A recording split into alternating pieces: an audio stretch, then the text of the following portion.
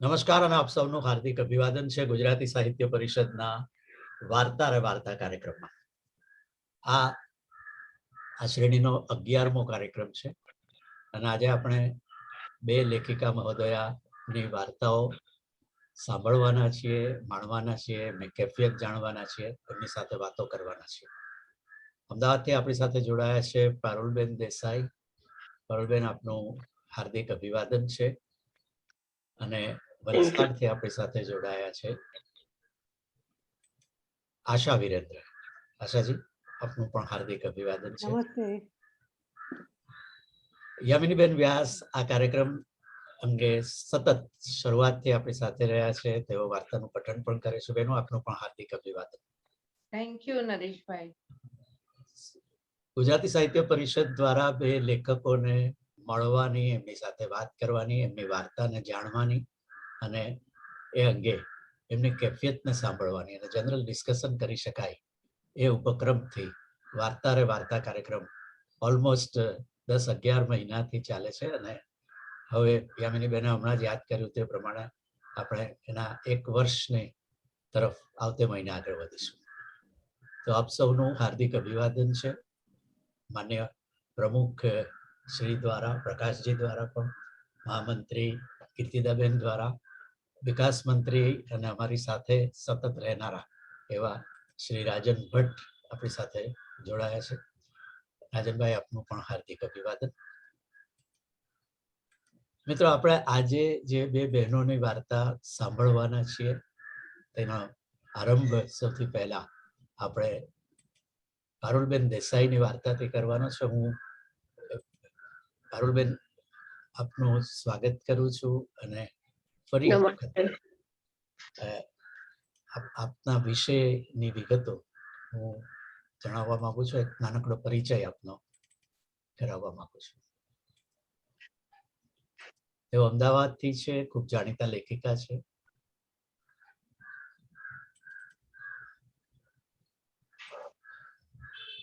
I'm just working on it.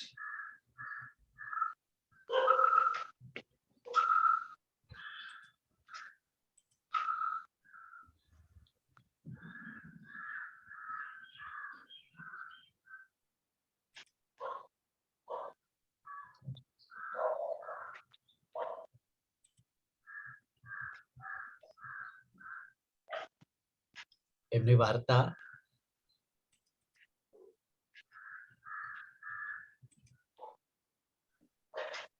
ગ્રહણ ને આજે આપણે પ્રસ્તુતિ થવાની છે. યામિનીબેન વ્યાસ ગ્રહણનું પઠન કરશે. દરમિયાનમાં હું પારુલબેનનો એક નાનકડો પરિચય મિત્રો આપ સૌની સાથે કરાવવા માંગુ છું.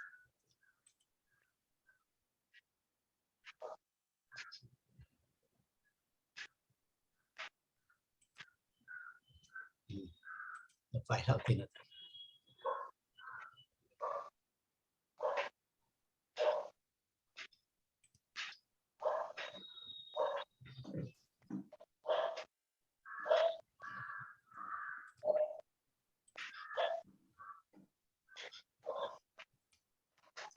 પારુલબેન રાઠોડ, પારુલ કંદર્પ દેસાઈ. એમના પિતાજીનું નામ મગનલાલ રાઠોડ, માતાજીનું નામ નિરંજનાબેન રાઠોડ. શ્રી કંદર્પ દેસાઈ ખૂબ જાણીતા લેખક, એમના પતિદેવ. પારુલબેનનો જન્મ મહુવા, ભાવનગર 1961, 11મી ડિસેમ્બર, યાને ગયા સપ્તાહે તેમનો જન્મદિવસ ગયો છે. તેમણે ગુજરાતી સાહિત્ય સાથે પીએચડી કર્યું છે. બહુ જ સુંદર વિષય છે. મીરા, અખો, લાભશંકર ઠાકર અને મધુરાયની કૃતિઓમાં બંગુરતાનું નિરૂપણ. તેમના માર્ગદર્શક MS યુનિવર્સિટી વડોદરાના અને આંતરરાષ્ટ્રીય ખ્યાતિ પ્રાપ્ત ગુજરાતી કવિશ્રી, લેખક ડોક્ટર સિતાંશુ યશસ્ચંદ્ર. સિતાંશુજી, આપ જાણો છો કે આપણા પૂર્વ પ્રમુખ પણ. પારુલબેન વ્યવસાય ગુજરાતી સાહિત્યના અધ્યાપક તરીકે કારકિર્દીનો આરંભ એમણે આદિપુર કચ્છની તોલાણી આર્ટ્સ એન્ડ કોમર્સ કોલેજથી કર્યો હતો. એમના આનંદ છે. ત્યારબાદ મહિલા આર્ટ્સ કોલેજ ધનસુરામાં 12 વર્ષ અધ્યાપિકા રૂપે તેમણે સેવાઓ આપી. 1997થી ગુજરાતી સાહિત્ય પરિષદ સંચાલિત કેએલ સ્વાધ્યાય મંદિરમાં પહેલા તેઓ રીડર તરીકે 2009થી કાર્યકારી નિયામક તરીકે 2019માં ત્યાંથી તેઓ નિવૃત્ત થયા. તેમના સર્જનના પ્રકારો: સર્જનનો આરંભ કાવ્ય લેખનથી થયો હતો, પણ પછી વાર્તા લખાવા લાગી. હવે ફરી તેઓ કવિતા તરફ દોરાઈ રહ્યા છે. નવનીત સમર્પણ અને માર્ચ 2016માં સોય દોરો અને દરવાજો તેમજ એતદ, કવિલોક, છાલક, પદ્ય માસિક સામયિકોમાં તેમના કાવ્યો પ્રગટ થયા છે. તેમના પ્રગટ થયેલા પુસ્તકોની પણ સરસ મજાની યાદી છે. તેમનો વાર્તા સંગ્રહ 2014માં આવ્યો, એક ડગલું આગળ. સાહિત્ય અકાદમીનું દ્વિતીય પારિતોષિક તેને મળ્યું હતું. આનંદની વાત એ છે કે એક ડગલું આગળ એમનો આ વાર્તા સંગ્રહ દક્ષિણ ગુજરાત યુનિવર્સિટીના MA ગુજરાતીના અભ્યાસક્રમમાં સમાવેશ પામ્યો છે. વિવેચન ક્ષેત્રે 1987માં મધુરાયની વાર્તા કલા, તો 1998માં એમનું જે PhDનું સંશોધન હતું, ભંગુરતાના 4 સર્જક પરિમાણ, મીરા, આખો, લાભશંકર ઠાકર અને મધુરાય, આ એક સરસ યાદગાર પુસ્તક. 2020માં ગ્રંથ યોગ અને 2007માં એમની ગ્રંથચર્યા, આ પુસ્તકો આવ્યા. વિવેચનના માટે વિશ્વ ભારતી સંસ્થાન તરફથી શ્રીમતી હીરાબેન પાઠક વિવેચન પારિતોષિક એમને હમણાં જ 2021ના વર્ષ માટે મળ્યું છે. તેમણે ખૂબ સરસ સંપાદન કાર્ય પણ કર્યું છે.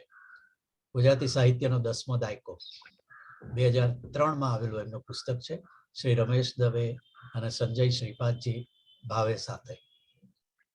2007માં તેમની પરબ સૂચિ રમેશજી અને હિતુભાઈ કુરકુટિયા સાથે. સન્નિધાન પુસ્તક 1થી 9, તંત્રી સુમન શાહ, અન્યોની સાથેનું આ સંપાદન છે. પરબ સામયિકનું સહસંપાદન તેમણે કર્યું છે. ગુજરાતી નવલિકા ચયન 2009માં એમણે કર્યું હતું અને એ પણ એક યાદગાર સંગ્રહ છે. જે તે વર્ષની ખૂબ સરસ વાર્તાઓનો એ સંચય છે, નવલિકા ચયન. એમણે 2009માં એ કર્યું હતું. ગુજરાતી સાહિત્યનો ઇતિહાસ ગ્રંથ 5 2005માં આવ્યો, તેમાં સંપાદન સહાય કરી. ગુજરાતી સાહિત્યનો ઇતિહાસ ગ્રંથ 6 2006માં આવ્યો, તેમાં પણ સંપાદન સહાય કરી. શ્રી પન્નાલાલ પટેલની વાર્તા સૃષ્ટિ 2012માં આવી, દ્રષ્ટિબેન પટેલ સાથે તેમણે કામ કર્યું. ગુજરાતી સાહિત્યનો ઇતિહાસ ગ્રંથ 7 2015માં શ્રી રમેશ દવે સાથે. ધરાથી આબ સુધી 2017માં આવી. ગુજરાતી સાહિત્યનો ઇતિહાસ ગ્રંથ 8 પણ આવ્યો, એના 2 ભાગ 2018માં આવ્યા. તો આપને ખ્યાલ આવશે કે કેટલું બધું કાર્ય એમણે સંપાદન ક્ષેત્રે, લેખિકા ક્ષેત્રે કર્યું છે. એવા પારુલબેન રાઠોડ દેસાઈને આપણે એમનું અભિવાદન કરીએ, સ્વાગત કરીએ. પારુલબેન, આપનો ખૂબ ઇમ્પ્રેસિવ એવો કાર્ય છે, તમને વંદન. સ્વાગત છે. આપ એક શરૂઆતની કંઈક વાત કરવા માંગો, પછી યામિનીબેન આપની વાર્તાનું પઠન કરશે. સૌથી પહેલા તો રાજનભાઈ, કીર્તિદાબેન, પ્રકાશભાઈ, સૌનો ખૂબ ખૂબ આભાર મને આવા સરસ કાર્યક્રમમાં જોડવા માટે. નરેશભાઈ, તમે અને યામિનીબેન પણ મેં કેટલાક કાર્યક્રમો યુટ્યુબ પર જોયા છે. એટલી સરસ રીતે વાર્તાનું પઠન કરો છો કે જાણે એવું લાગે કે તમે ખાલી પઠન જ નથી કરતા, પણ વાર્તાની અંદર જોડાઈને એના એક એક શબ્દ સમજીને એને અંદર ઉતારીને પઠન કરો છો. એટલે આ પઠનમાં પણ બહુ જ મજા આવે છે. તો તમારા બંનેનો પણ બહુ જ ખૂબ ખૂબ આભાર. વાર્તા વિશે અત્યારે વાત ન કરીએ, વાર્તા વંચાય પછી જ એના વિશે વાત થાય એ વધારે સારું. એટલે હવે મને લાગે છે કે પેલા વાર્તા વાંચીએ, પછી એના વિશે વાત કરીશું. ચોક્કસ. પારુલબેન, આપનું ફરીથી સ્વાગત. યામિનીબેન વ્યાસને આપણે વિનંતી કરીશું, તેઓ પારુલબેનની વાર્તા ગ્રહણ આપણને સંભળાવે. અને ગ્રહણને હું સ્ક્રીન પર પણ મૂકું છું. યામિનીબેન વ્યાસથી આપણે સૌ પરિચિત છીએ. તેઓ ખૂબ સારા વાર્તા લેખિકા છે, કવિયત્રી છે અને નાટકો લખે છે, અભિનય પણ કરે છે. સો સ્ટેજ જિયોગ્રાફી અને મંચ કલા અને મંચ ક્ષમતાથી તેઓ પૂરેપૂરા માહિતગાર છે. એ પણ કારણ છે યામિનીબેનનું પઠન સાંભળવાની આપણને સૌને ગમતું હોય છે. Yaminiben, I am just putting the story of Parulben on the screen. G.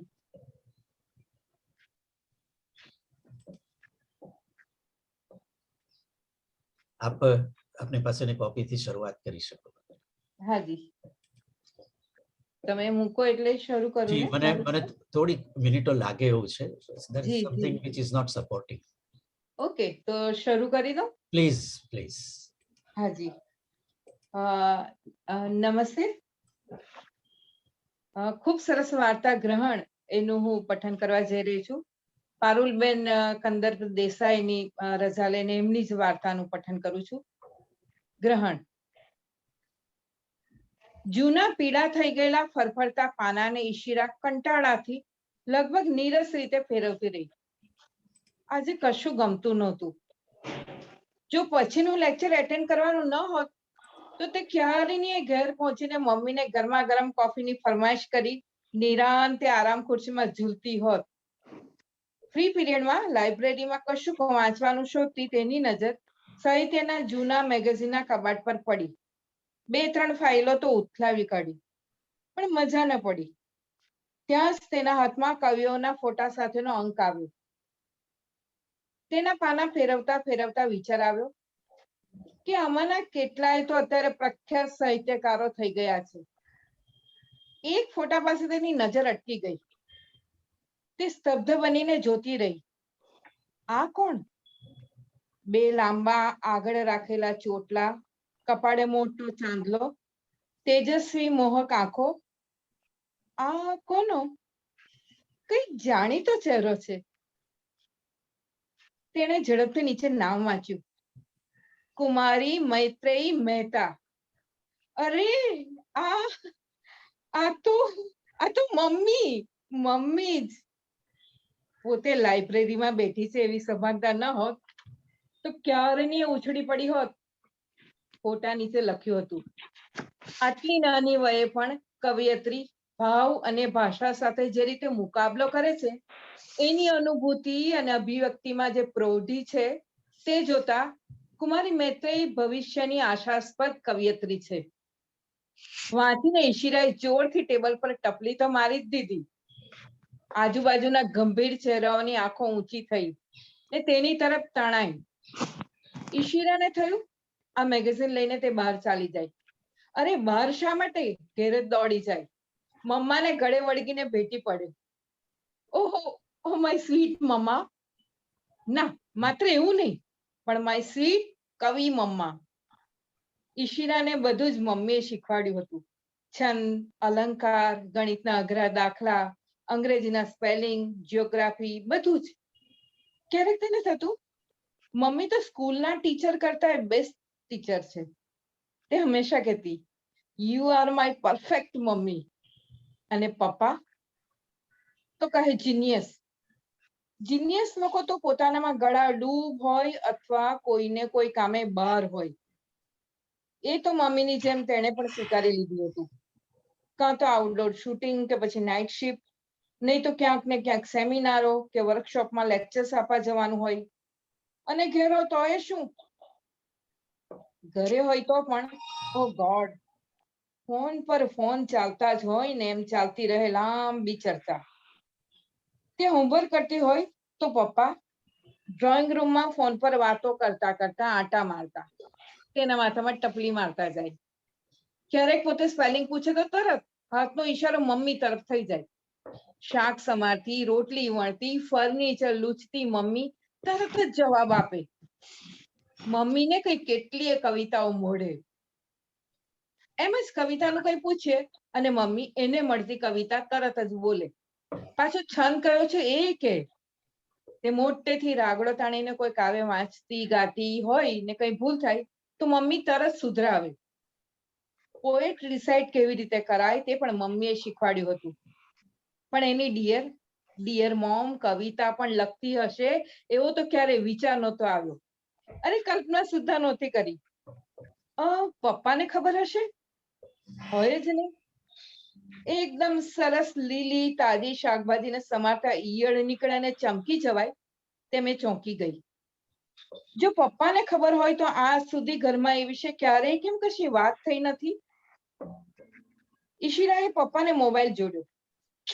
Busy, always busy. મમ્મીને ફોન કરું? ના ના, તેને ફોન શું કામ કરું? એને તો ગળે વળગી લ્યો.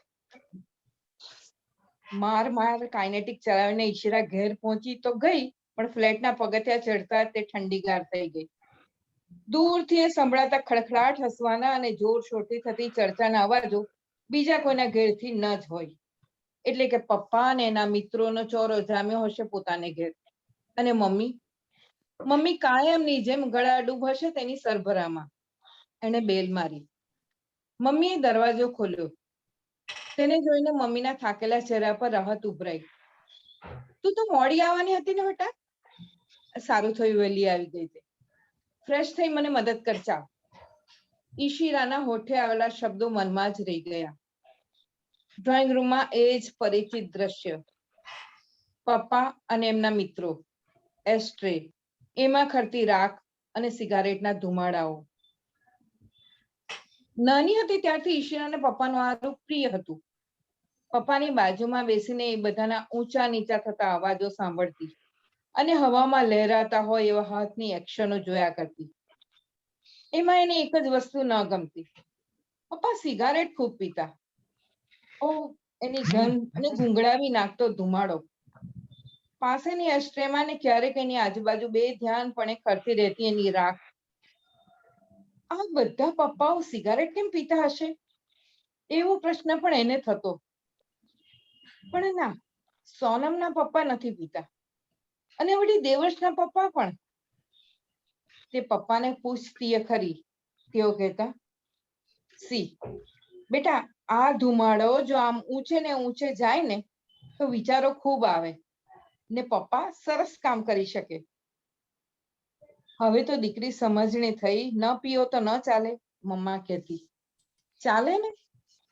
પપ્પા નાટકીય ઢબે અધૂરી સિગારેટ એસ્ટ્રેમાં નાખી દઈ કહેતા, હવે ક્યારે નહીં પીવું ચા. ઈશિરાને યાદ છે પપ્પાની આ ધીર ગંભીર સ્વરે લેવાયેલી પ્રતિજ્ઞાઓનું આયુષ્ય 8 દિવસનું તો માંડ રહેતું. પછી બધું એનું એ. તો એ ઈશિરાને પપ્પા વાલા હતા, મમ્મા કરતા એ વાલા. તે મિત્રોને ગૌરવપૂર્વક કહી શકતી કે તેના પપ્પા તો મોટા દિગ્દર્શક છે. ફિલ્મો એ બનાવે ને ટીવીની સિરિયલો એ. એક સાવ જ અલગ વિશિષ્ટ દુનિયાનો પરિચય કરાવ્યો હતો પપ્પાએ તેને. ફિલ્મની મોટી મોટી હસ્તીઓને મળવાનું એ થતું. બધા કેટલા માન અને આદરથી જોતા પપ્પાને. એને થતું, મારા પપ્પા જેવા કોઈ નહીં ને. મમ્મી વિશે તો ક્યારેય આ રીતે વિચાર્યું નથી. હંમેશા માં દીકરી બંનેના જીવનમાં પપ્પા જ કેન્દ્ર સ્થાને રહ્યા છે. સમજણી થતા જ ઈશિરાનું કેન્દ્ર તો બદલાયું. પણ મમ્મી, ઘણીવાર એવું થયું છે કે મમ્મીને કવિ સંમેલનમાં જવું હોય અને પપ્પાને વીસીડી પર કોઈ વિદેશી ફિલ્મ જોવી હોય. આવી દરેક વાતે મમ્મી સરેન્ડર થઈ જાય છે. ઈશિરાને થતું, મમ્માને પપ્પાની બધી વાત ગમતી હશે? કદી કોઈ વાતે કશો વિરોધ નહીં એમ? ઈશી ક્યાં છે? મમ્મીની બૂમ સાંભળી તે દોડીને રસોડામાં પહોંચી. ડીશો તૈયાર કરતી મમ્મીને પાછળથી વળગી પડી. અરે આ શું? લે આ નાસ્તાની ડીશો, મહેમાનોને સર્વ કરવા માંડ. અને તું બધાને મળી કે નહીં? They remember you. પણ મારે તો તને મળવું છે એનું શું? ઈશિરા બોલવા જતી હતી, પણ મમ્મીનો રઘવાયો ચહેરો જોઈને કશું એ બોલ્યા વિના તેને મદદ કરવા લાગી. તે જાણતી હતી કે પપ્પાની આ મંડળી છે ત્યાં સુધી મમ્મીને નહીં મળી શકાય. આવે સમયે મમ્મી હંમેશા ટેન્શનમાં રહેતી. બધું પતાવીને મમ્મી પપ્પા પાસે જઈને બેઠી. તે પણ દૂર બેસીને વાતો સાંભળવા લાગી. કોઈ વાર્તા પરથી ટીવી સિરિયલ બનાવવાની ચર્ચા ચાલતી હતી. બધા દ્રશ્યોની ઝીણવટથી ચર્ચા થઈ, પણ સ્ત્રી પાત્ર કોણ ભજવે એ વિશે બધા એકમત ન હતા. જુદા જુદા નામ વિચારાયા, પણ બધા પર વારા ફરતી ચોકડી મુકાઈ. એકાએક તેનું ધ્યાન મમ્મી સામે ગયું. જાણે દાંત ભીસીને બેઠી હોય એમ એના હોઠ સખત ભીડાયેલા હતા. મમ્મીનો આવો ચહેરો તેણે ક્યારેય નહોતો જોયો, કે આજ સુધી એનું એ તરફ ધ્યાન જ નહોતું ગયું. એને પપ્પા સામે જોયું. પપ્પાને શું કશો ફરક પડતો નહીં હોય? આજ પપ્પાએ મમ્મી સાથે લગ્ન કરવા માટે કેવા અને કેટલા આપ જમીન એક કર્યા હતા. એ મનગમતી વાર્તા તો ઈશિરાએ કેટલીય વાર સાંભળી હતી. અને આવી ચર્ચા ચાલતી હોય ત્યારે મમ્મી પોતાની પાસે બેસે એવો પપ્પાનો આગ્રહ પણ રહેતો. ઈશિરાને યાદ આવ્યું, પપ્પા વિદેશ પ્રવાસે જતા ત્યારે ત્યાંથી કંઈ ને કંઈ લઈ આવતા. ઘરના કયા ખૂણામાં કયું પોર્ટ્રેટ કે કઈ દિવાલ પર કયું પેઇન્ટિંગ, તેમના મનમાં એક ચોક્કસ નકશો રહેતો. ઈશીને માટે શું લાવવું, મમ્મીને શું શોભશે, બધા વિશે તેમની પાસે એક આગવી દૃષ્ટિ હતી. બહુ સાહજિકતાથી એમની નજર કશુંક નિરાળું શોધી લેતી. એમની આ ખાસિયત અંગે કોઈ કહે તો એમને ગમતું. આઈ એમ ડિફરન્ટ, અનોખાપણું અભિમાન છલકતું. એની નજર ઘરના ખૂણે, ભીંત પર, શોકેસમાં ગોઠવાયેલી અનેક વસ્તુઓ પર ફરતી ફરતી પપ્પા પાસે બેઠેલી મમ્મી પર અટકી ગઈ. મમ્મીને બધી ધોળી ફીકી મમ્મીઓ કરતા એ કેવી સુંદર લાગતી હતી. 50 માણસોના ટોળામાં પણ એ બધાથી અલગ કરી આવતી. તો શું પપ્પાને માટે પણ મમ્મીનું આવું નિરાળાપણું એ જ એક આકર્ષણની વાત હતી? મમ્મી પણ પેલા ખૂણામાં શોભતી મૂર્તિ સમી એક મમ્મી તો એને જોઈ હતી મમ્માને પપ્પાની પડે પડ સાચવતી. પપ્પાએ ઉતાવળે ગરબડી અક્ષરે લખેલી સ્ક્રિપ્ટ કે પ્રોજેક્ટની રૂપરેખાની ફાઇનલ કોપી કરી આપતી. સ્વસ્થ સુંદર અક્ષરો વાળા કાગળ એ આનંદને આપતી ત્યારે એનો ચહેરો ચમકી ઉઠતો.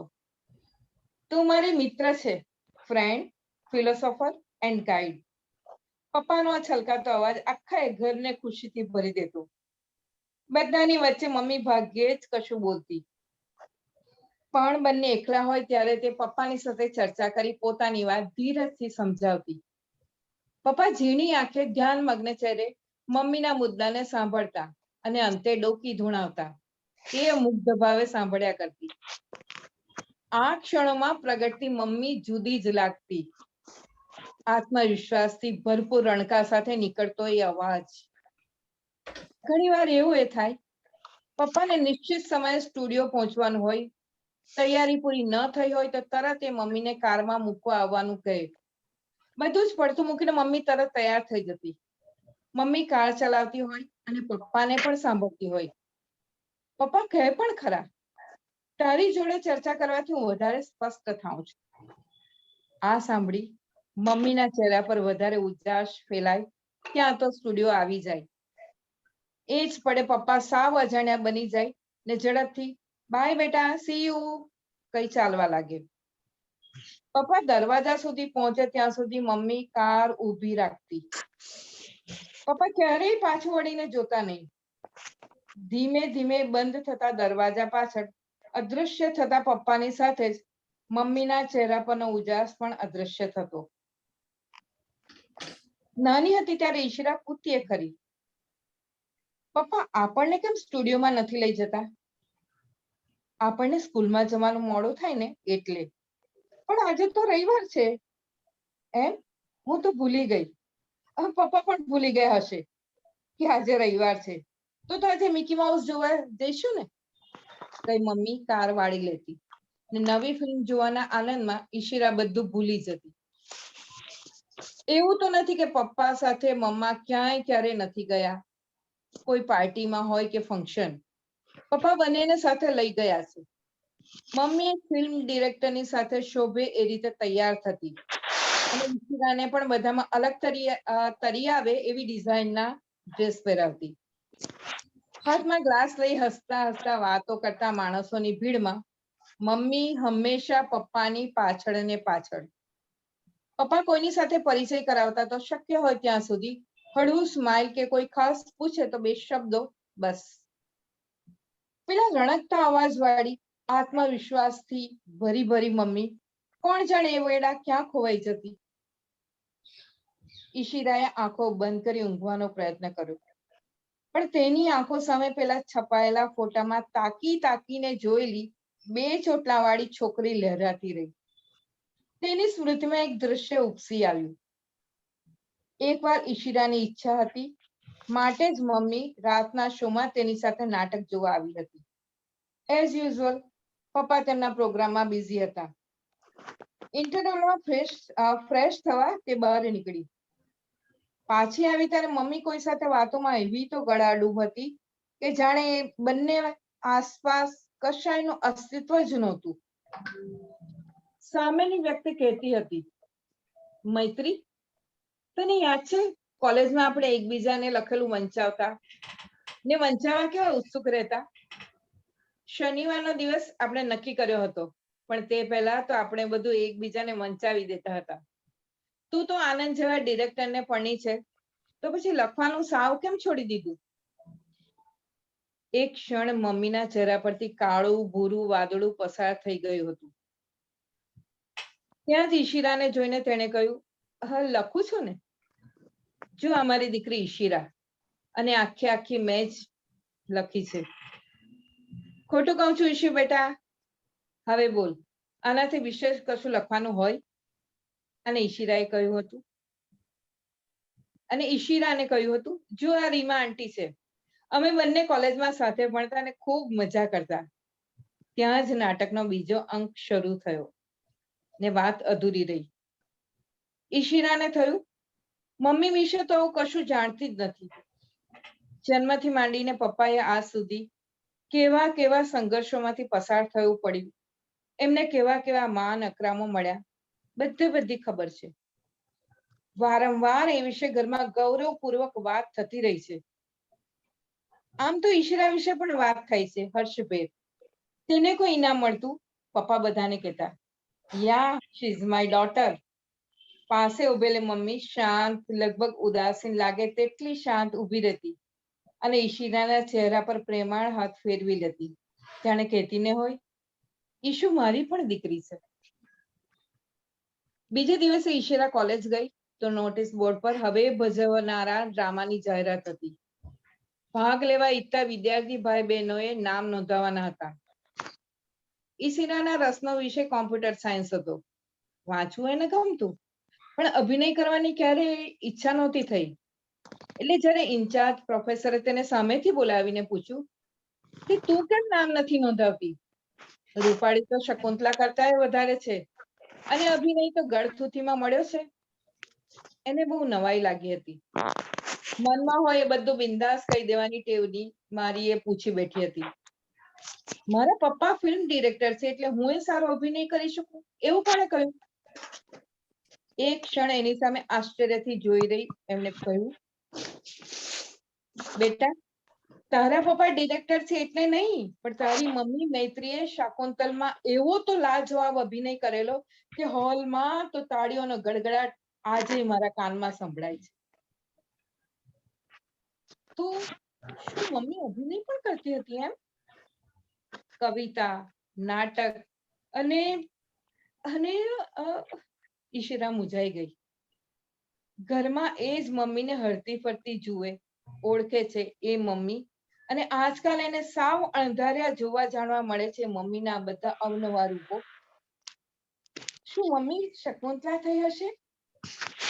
ઈશિરાએ આંખો બંધ કરી કલ્પના કર્યું, પણ એ મનોહર છબી ઉપસે ન ઉપસે તે પહેલા તો એક સવાલ તરી આવ્યો.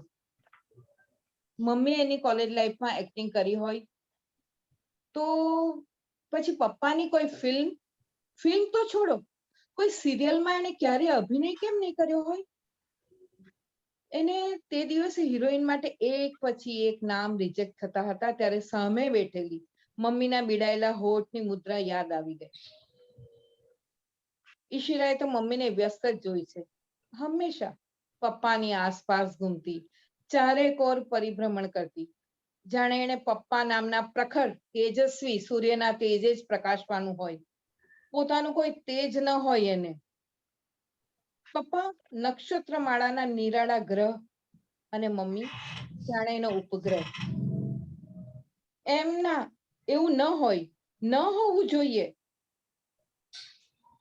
તો વિચારો ઈશિરાના પડછાયાની જેમ એની પાછળ ને પાછળ ચાલતા હતા.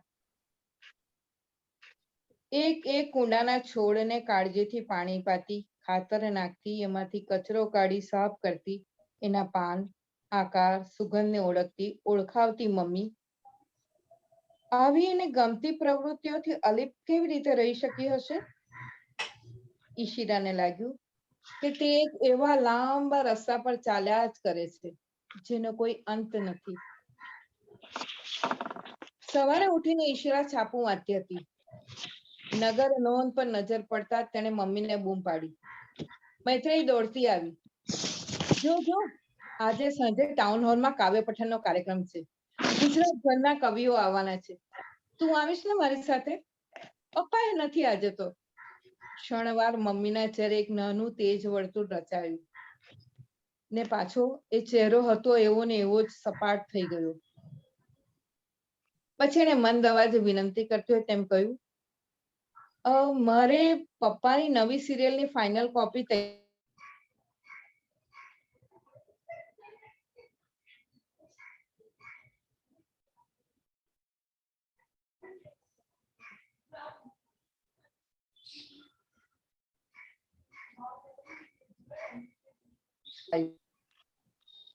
હમણાં મમ્મી પાછળ ફરીને જોશે ને કહેશે, ચાલ ઈશુ, આ બધું છોડીને કવિતા સાંભળીએ. એણે ઝંખેલો જવાબ એના કાનમાં વિના અવાજે વળઘાતો રહ્યો.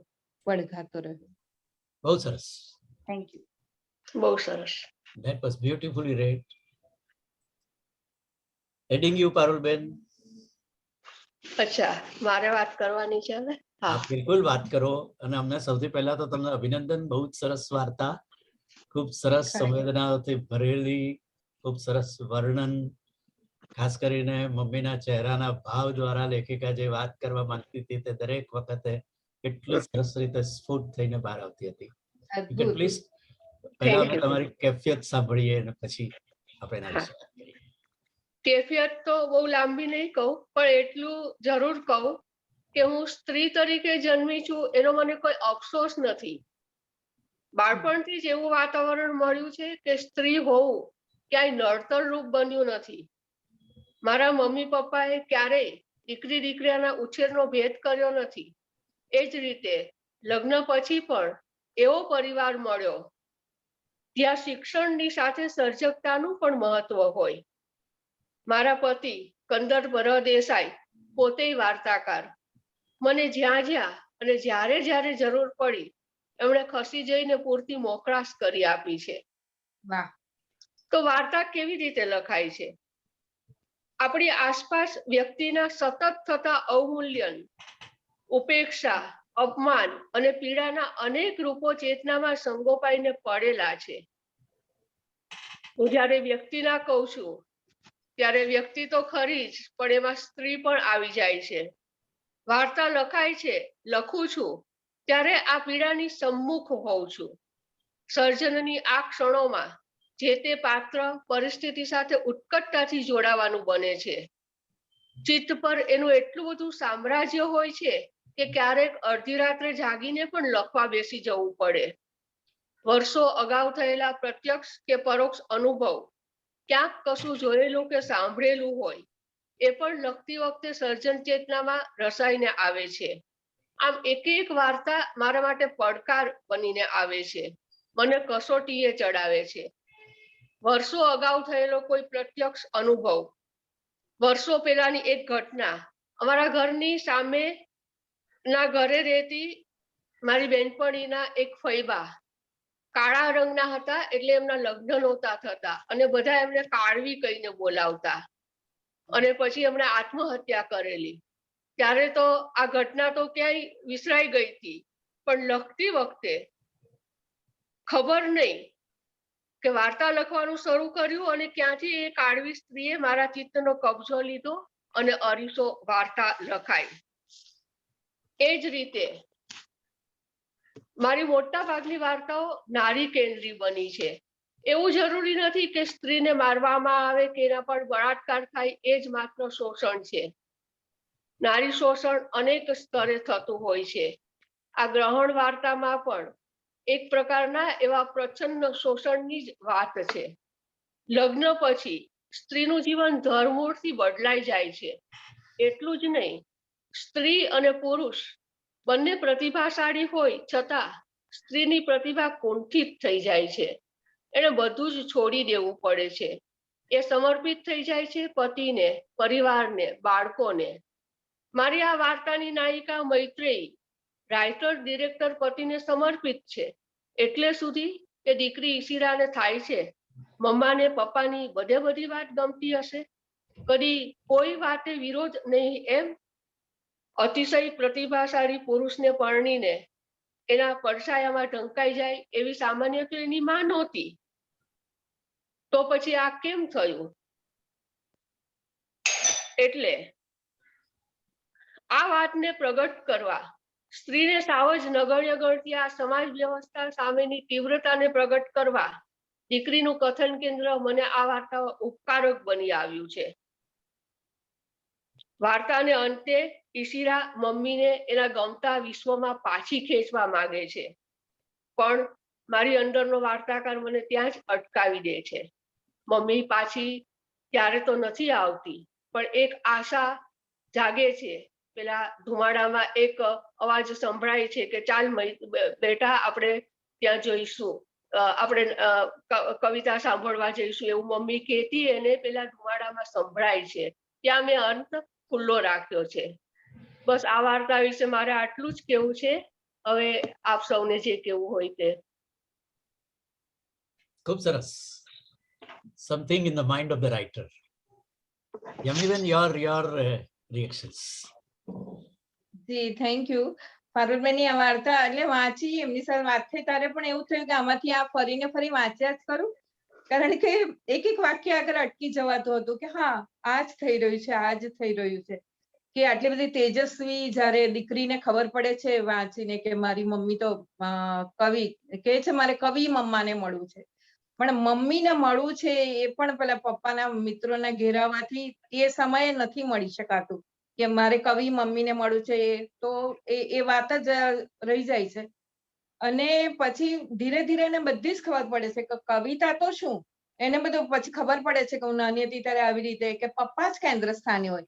એટલે મારા પેલા જરા થોભો નાટકમાં ડાયલોગ બી છે કે પૃથ્વીએ પોતાની ધરી પર તો ફરવાનું, સાથે સાથે સૂર્યની આસપાસ પણ ફરવું પડતું હોય છે. એટલે આમાં પણ એમણે ગ્રહ ઉપગ્રહની બહુ સરસ વાતો કરી છે હમણાં, કે એ પોતે તો તેજસ્વી છે, પોતે પોતાનું કામ કરતી જાય છે, તો પેલાને સંભાળવાનો હોય છે, પણ પોતાનું તેજ એ ફરવામાંથી થોડી મોકળાશ મળે કે જરા અટકે તો એનું તેજ પ્રસરે ને.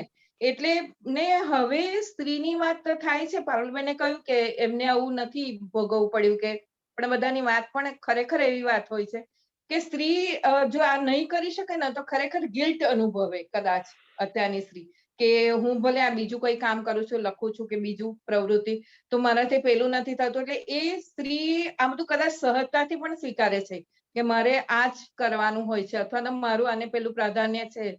પછી મોટી ઉંમરે જયારે દીકરી કે દીકરા સેટ થાય ને પછી આમાં પ્રવૃત્તિમાં જોડે, મોટે ભાગે એવું ઘણી બધી વાર બનતું હોય છે કે પહેલા તો આ જ રીતે એમણે બહુ સરસ રીતે બધી જગ્યાએ આમ ક્યાંક કઈ થાય તો એમ થાય કે આ વાતે આપણે અટકી જઈએ.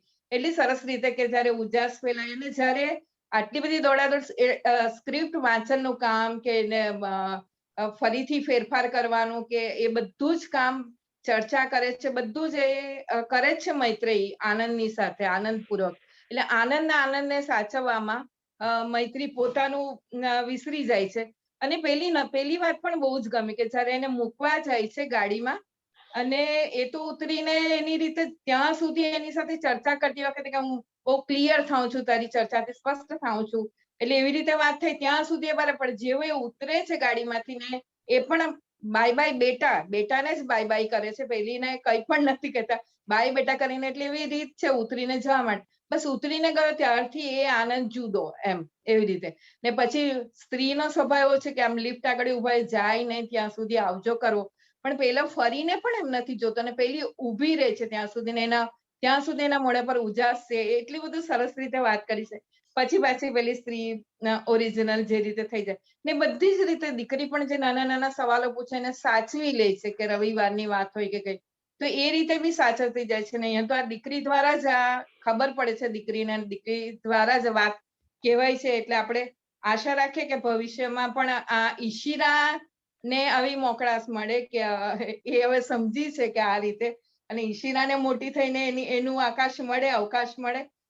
એવી રીતે પારુલબેને છેલ્લે જે પડઘાવાળી વાત મૂકી છે ને ખુલ્લો અંત છોડ્યો છે, તો આપણે પણ આશાવાદી બનીને આવું કરીએ. બધાની સાથે થતું નથી, પણ કદાચ સ્ત્રી પોતે બી એ રીતે થાય છે, કારણ કે ઘણી વાર છોકરાઓ બી ઘરે તો અત્યારે નોર્મલ મમ્મી છે તો મને આ પીરસી દે, એટલે મમ્મી બી નોર્મલ હોય ને આમાં કઈ એબનોર્મલ મમ્મી જ હોય, પણ હસવામાં કે નોર્મલ મમ્મી હોય તો મારી થાળી પીરસી દે એમ, એટલે તારું બધું કામ પડતું મૂકીને આ પીરસ, એવું ના કે આવી રીતે. એટલે વાત બહુ સરસ અને પરફેક્ટ, પહેલા કે પરફેક્ટ મમ્મી, મારી પરફેક્ટ મમ્મી બનવામાં એનું ઘણું બધું એને તેજવું પડતું હોય છે.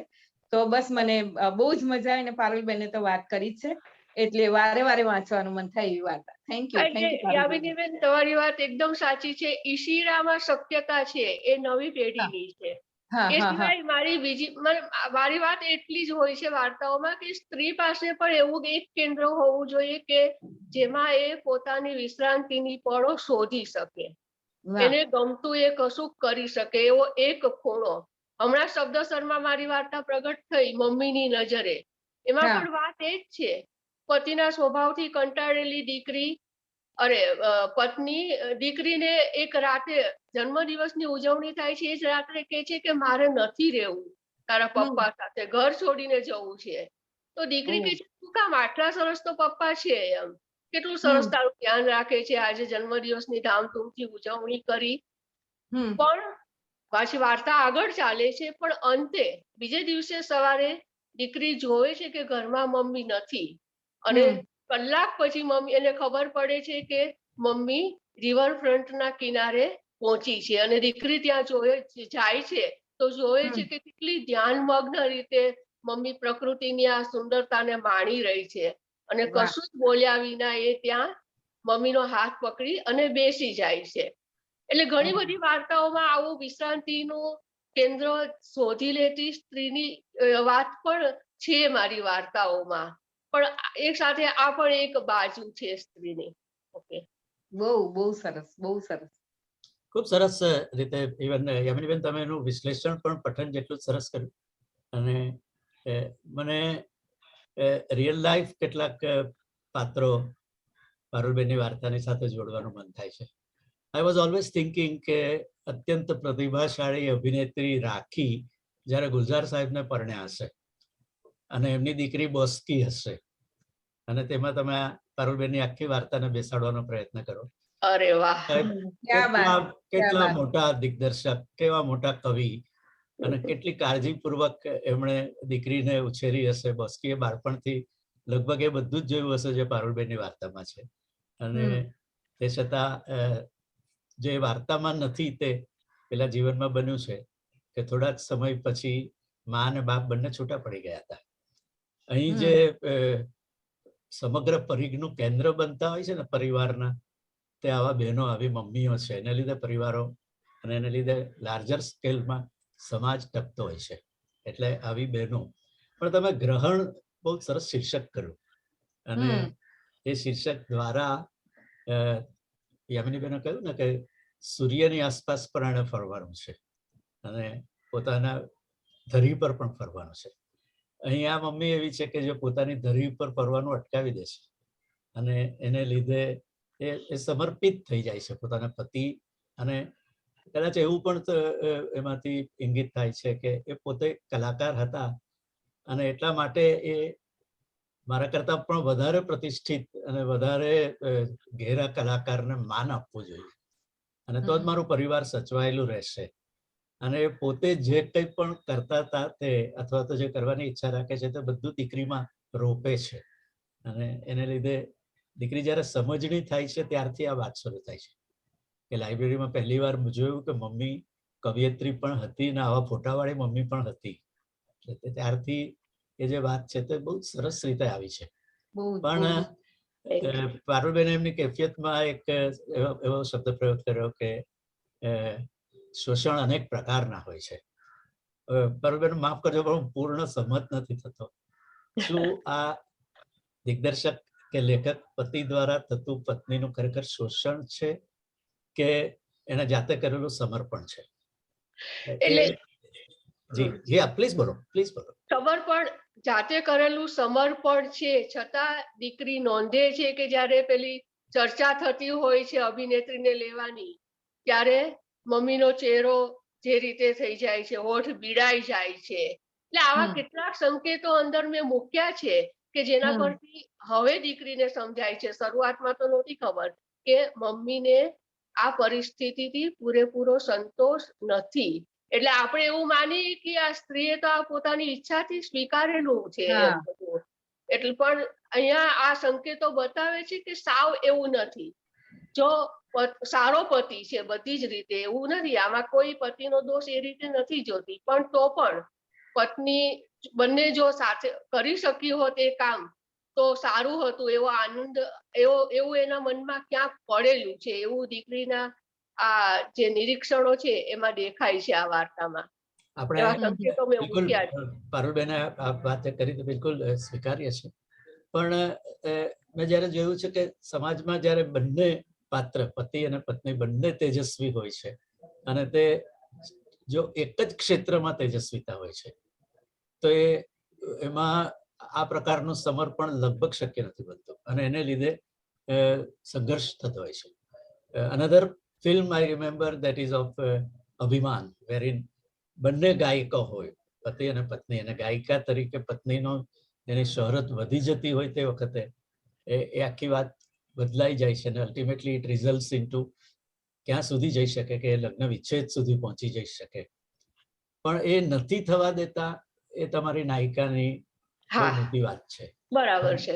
અને એટલે સમાજ કે પરિવાર આ પ્રકારના બહેનો દ્વારા જ કે જે પોતાની વાતોને દબાવી દઈને પણ કરે છે. અને ખરેખર તો જો આટલા મોટા દિગ્દર્શક કે લેખક છે એ ફ્રેન્ડ ફિલોસોફરને ગાઈડ માને છે, એ લોકો વચ્ચે કોઈ સંઘર્ષ કે અણબનાવ નથી, અને તે છતાં કેમ આ પતિ આવું કરે છે કે જે પોતાના પડછાયામાં જ પત્નીને ગ્રહિત કરી દે છે, તે મને નથી સમજાતું. આવા પતિઓ શા માટે? ઓન ધ કન્ટ્રરી, આ 2005માં નવનીતમાં પારુલબેનની પ્રગટ થયેલી વાર્તા યામિનીબેને વાંચી તો શું સમય 15 વર્ષ પછી એટલો બદલાયો છે ખરો કે પતિઓ પોતાની પત્નીને માટે કે એને આગળ આવવા જવા માટે ક્ષેત્ર જુદા હોય તો બહુ વાંધો નથી આવતો. જેમ કે પતિ દિગ્દર્શક હોય અને પત્ની અધિકારી હોય કે મેનેજર હોય તો ચોક્કસ સપોર્ટ કરતા હોય છે, પણ એક જ ક્ષેત્રમાં હોય છે ત્યારે આ પ્રકારનું ગ્રહણ, અને મને સ્વેચ્છાએ સ્વીકારી લીધેલું ગ્રહણ આપની નાયિકામાંથી વધારે લાગે છે. We have sum more opinions also. આપણી સાથે શ્રોતાઓમાં જોડાયેલા અલ્પાબેન પુરોહિત વડોદરાથી જોડાયેલા છે, પોતે પણ લેખિકા છે. Alpaben, you can please unmute and share your views. ને સંધ્યાબેન પણ છે. સંધ્યાબેન, તમે પ્લીઝ બોલજો. Thank you sir. યામિનીબેન, આપે ખૂબ સુંદર પઠન કર્યું એઝ યુઝ્યુઅલ. અને પારુલબેન, વાર્તા ખરેખર ખૂબ સરસ હતી અને ઘણા બધા સવાલો પણ આપી જાય છે. જનરલી આપણે આવી વાર્તા સાંભળીએ ને તો આપણને સ્ત્રી વિચારી લાગે. મારું માનવું જરાક અલગ છે. હું થોડી તટસ્થ છું. હું ખાલી સીટ પર લખેલું હોય ને કે સ્ત્રીઓ માટે, અને જો કોઈ લાગશે કે ના એને જરૂર છે વધારે તો એને બેસાડી, જ્યારે આપણે સમોવડી થવાની ઈચ્છા રાખીએ છીએ ત્યારે મારે કોઈ એક્સક્યુઝિસ આપવાના નથી. એટલે અહીંયા મને એક વાક્ય બહુ સ્પર્શી ગયું. દીકરી છે પપ્પાને સિગારેટ પીતા જુએ છે, એને ગમતું નથી, ધુમાડા ઉડાડે છે, અને પપ્પા જે કહે છે કે ધુમાડો ઉપર ચડે વિચારો આવે, તો એ વસ્તુ મારું એવી આદત છે કે સિગારેટ છે, શરાબ છે કે ચા કોફીનો એક નોર્મલ છે, શરાબનું વ્યસન થોડું અલગ કરી દઈએ, પણ સિગારેટ ચા કોફીનું વ્યસન જે હોય છે ને નોર્મલ ઘરોમાં પાંગરતું, એ માણસની ક્યાંક કંઈક અધૂરપ, એ કોઈને કાંઈ કહી નથી શકતું, એ કાંઈક મૂંઝાય છે, એ વ્યસનની ઓથમાં એને ઢાંકી દેતું હોય છે. અને આપણા સમાજમાં બહુ મોટા પ્રમાણમાં પ્રવર્તે છે એટલે આપણને વ્યસન ખોટું નથી લાગતું. એવું થાય છે કે કિક આવે છે, થોડું કામ કરવાની મજા આવે છે, પણ ક્યાંક અહીંયા પપ્પાના મનમાં મમ્મીને થોડી સાઈડ પર થઈ ગઈ છે, એ લાગણીઓ દુખતી હશે ક્યાંક એને, એટલા માટે એ સિગારેટ નથી છોડી રહ્યો. 8 દિવસ 9 દિવસ પછી પણ લગ્ન વખતે કે પહેલા એમની વચ્ચે કંઈક સમજૂતી થઈ હશે અને સ્ત્રીએ કદાચ જાતે જ પોતાની જાતને અસાઇડ કરી દીધી હશે કે બાળક સચવાય, પતિને પાછળ રહીને થોડો ટેકો કરાય, એ પોતે જ એ ફિલ્ડમાં છે તો એને મદદ કરી શકે છે. અને જો એ પોતે સ્ટેજ પર ઉતરશે, કાવ્ય પઠાનો કરશે, બહાર જશે, તો કદાચ પતિને એટલો ન્યાય નહીં આપી શકે અને ક્યાંક ને ક્યાંક હરીફ બનીને ઉભા રહેશે. જે રીતે સરે કહ્યું, અભિમાનના નાયક અને નાયિકા બંને ગાયક છે. પત્નીની પ્રતિભા થોડી વધારે છે, પતિ સહન નથી કરી શકતો. આવા કોઈક એક્ઝામ્પલ કે આવા કોઈક વિચારને લીધે જાતે જ પત્ની થોડી અસાઇડ રહેતી હોય, પણ આપણે ગમે તે ડિસિઝન લીધું હોય ને એ કાયમ માટે નથી હોતું. આજે મને લાગે મારું ડિસિઝન પરફેક્ટ છે, પણ થોડા દિવસ પછી એવું લાગે કે ના, પેલું કર્યું હોત ને તો વધારે સારું થાય. તો આવું મૈત્રેયીને ક્યાંક ક્યાંક ખૂંચી જાય છે. જ્યારે નાયિકાઓની પસંદગી થતી હોય છે ત્યારે એનું નામ નથી આવતું. એને ખરેખર કરવું નથી, એને માટે મુખ્ય એનો પતિ છે, એનું બાળક છે. એને કદાચ સ્વેચ્છાએ ક્ષેત્ર છોડ્યું હોય, પણ ક્યાંક ને ક્યાંક આપણને ખૂંચી જાય છે કે કદાચ મેં કર્યું હોત તો, કદાચ હું હોત તો એ બીજી નાયિકાઓને બદલે પોતાને ગોઠવી જોતી હોય. ક્યાંક કાવ્ય પઠનનો પ્રોગ્રામ હોય તો એને થતું હોય કે હું લખી શકું છું, પછી એ બાળકના જોડકણા સ્વરૂપે આવી જાય, કાવ્ય ના બને પણ કંઈક, એટલે એ બાળકીમાં પણ આરોપતી જાય છે. એને રોપ્યું છે બધું, એનામાં પોતાનું બધું જ જ્ઞાન એને બાળકમાં રોપ્યું છે. તો માત્ર બંને કામ કરવું જોઈએ એ પણ જરૂરી નથી. એ પતિની પડખે રહીને એને જે મદદ કરી રહી છે ને એ પણ બહુ છે. એટલે આમ જોઈએ તો ઘર્ષણો ઘણા બધા છે. દીકરી ઈચ્છે છે મારી મમ્મી પણ આવી રીતે આવે, અને બાળકોની સૃષ્ટિ કેવી હોય છે, કોઈકની મમ્મી કામ કરતી હોય ને તો એને થાય મારી પણ કામ કરે, કોઈકની ઘરે રહેતી હોય ને તો પેલી વર્કિંગ મધર માટે એવું થાય મારી મમ્મી પણ ઘરે રહીને મને જાત જાતનું ખવડાવતી હોય તો કેટલું સારું.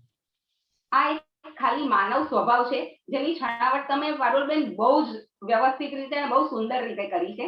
ઘણા બધા ક્વેશ્ચન, ઘણા બધા સમાધાન, બહુ જ સુંદર વાર્તા છે. Thank you. Thank you very much, Albaben. That was beautifully said. Well done. Thank you. Any more ideas? આ વાર્તા અંગે કોઈક બીજા ભાઈઓ બહેનો? સંધ્યાબેન, are you there? Please, આપનો માઇક્રોફોન અનમ્યુટ કરજો.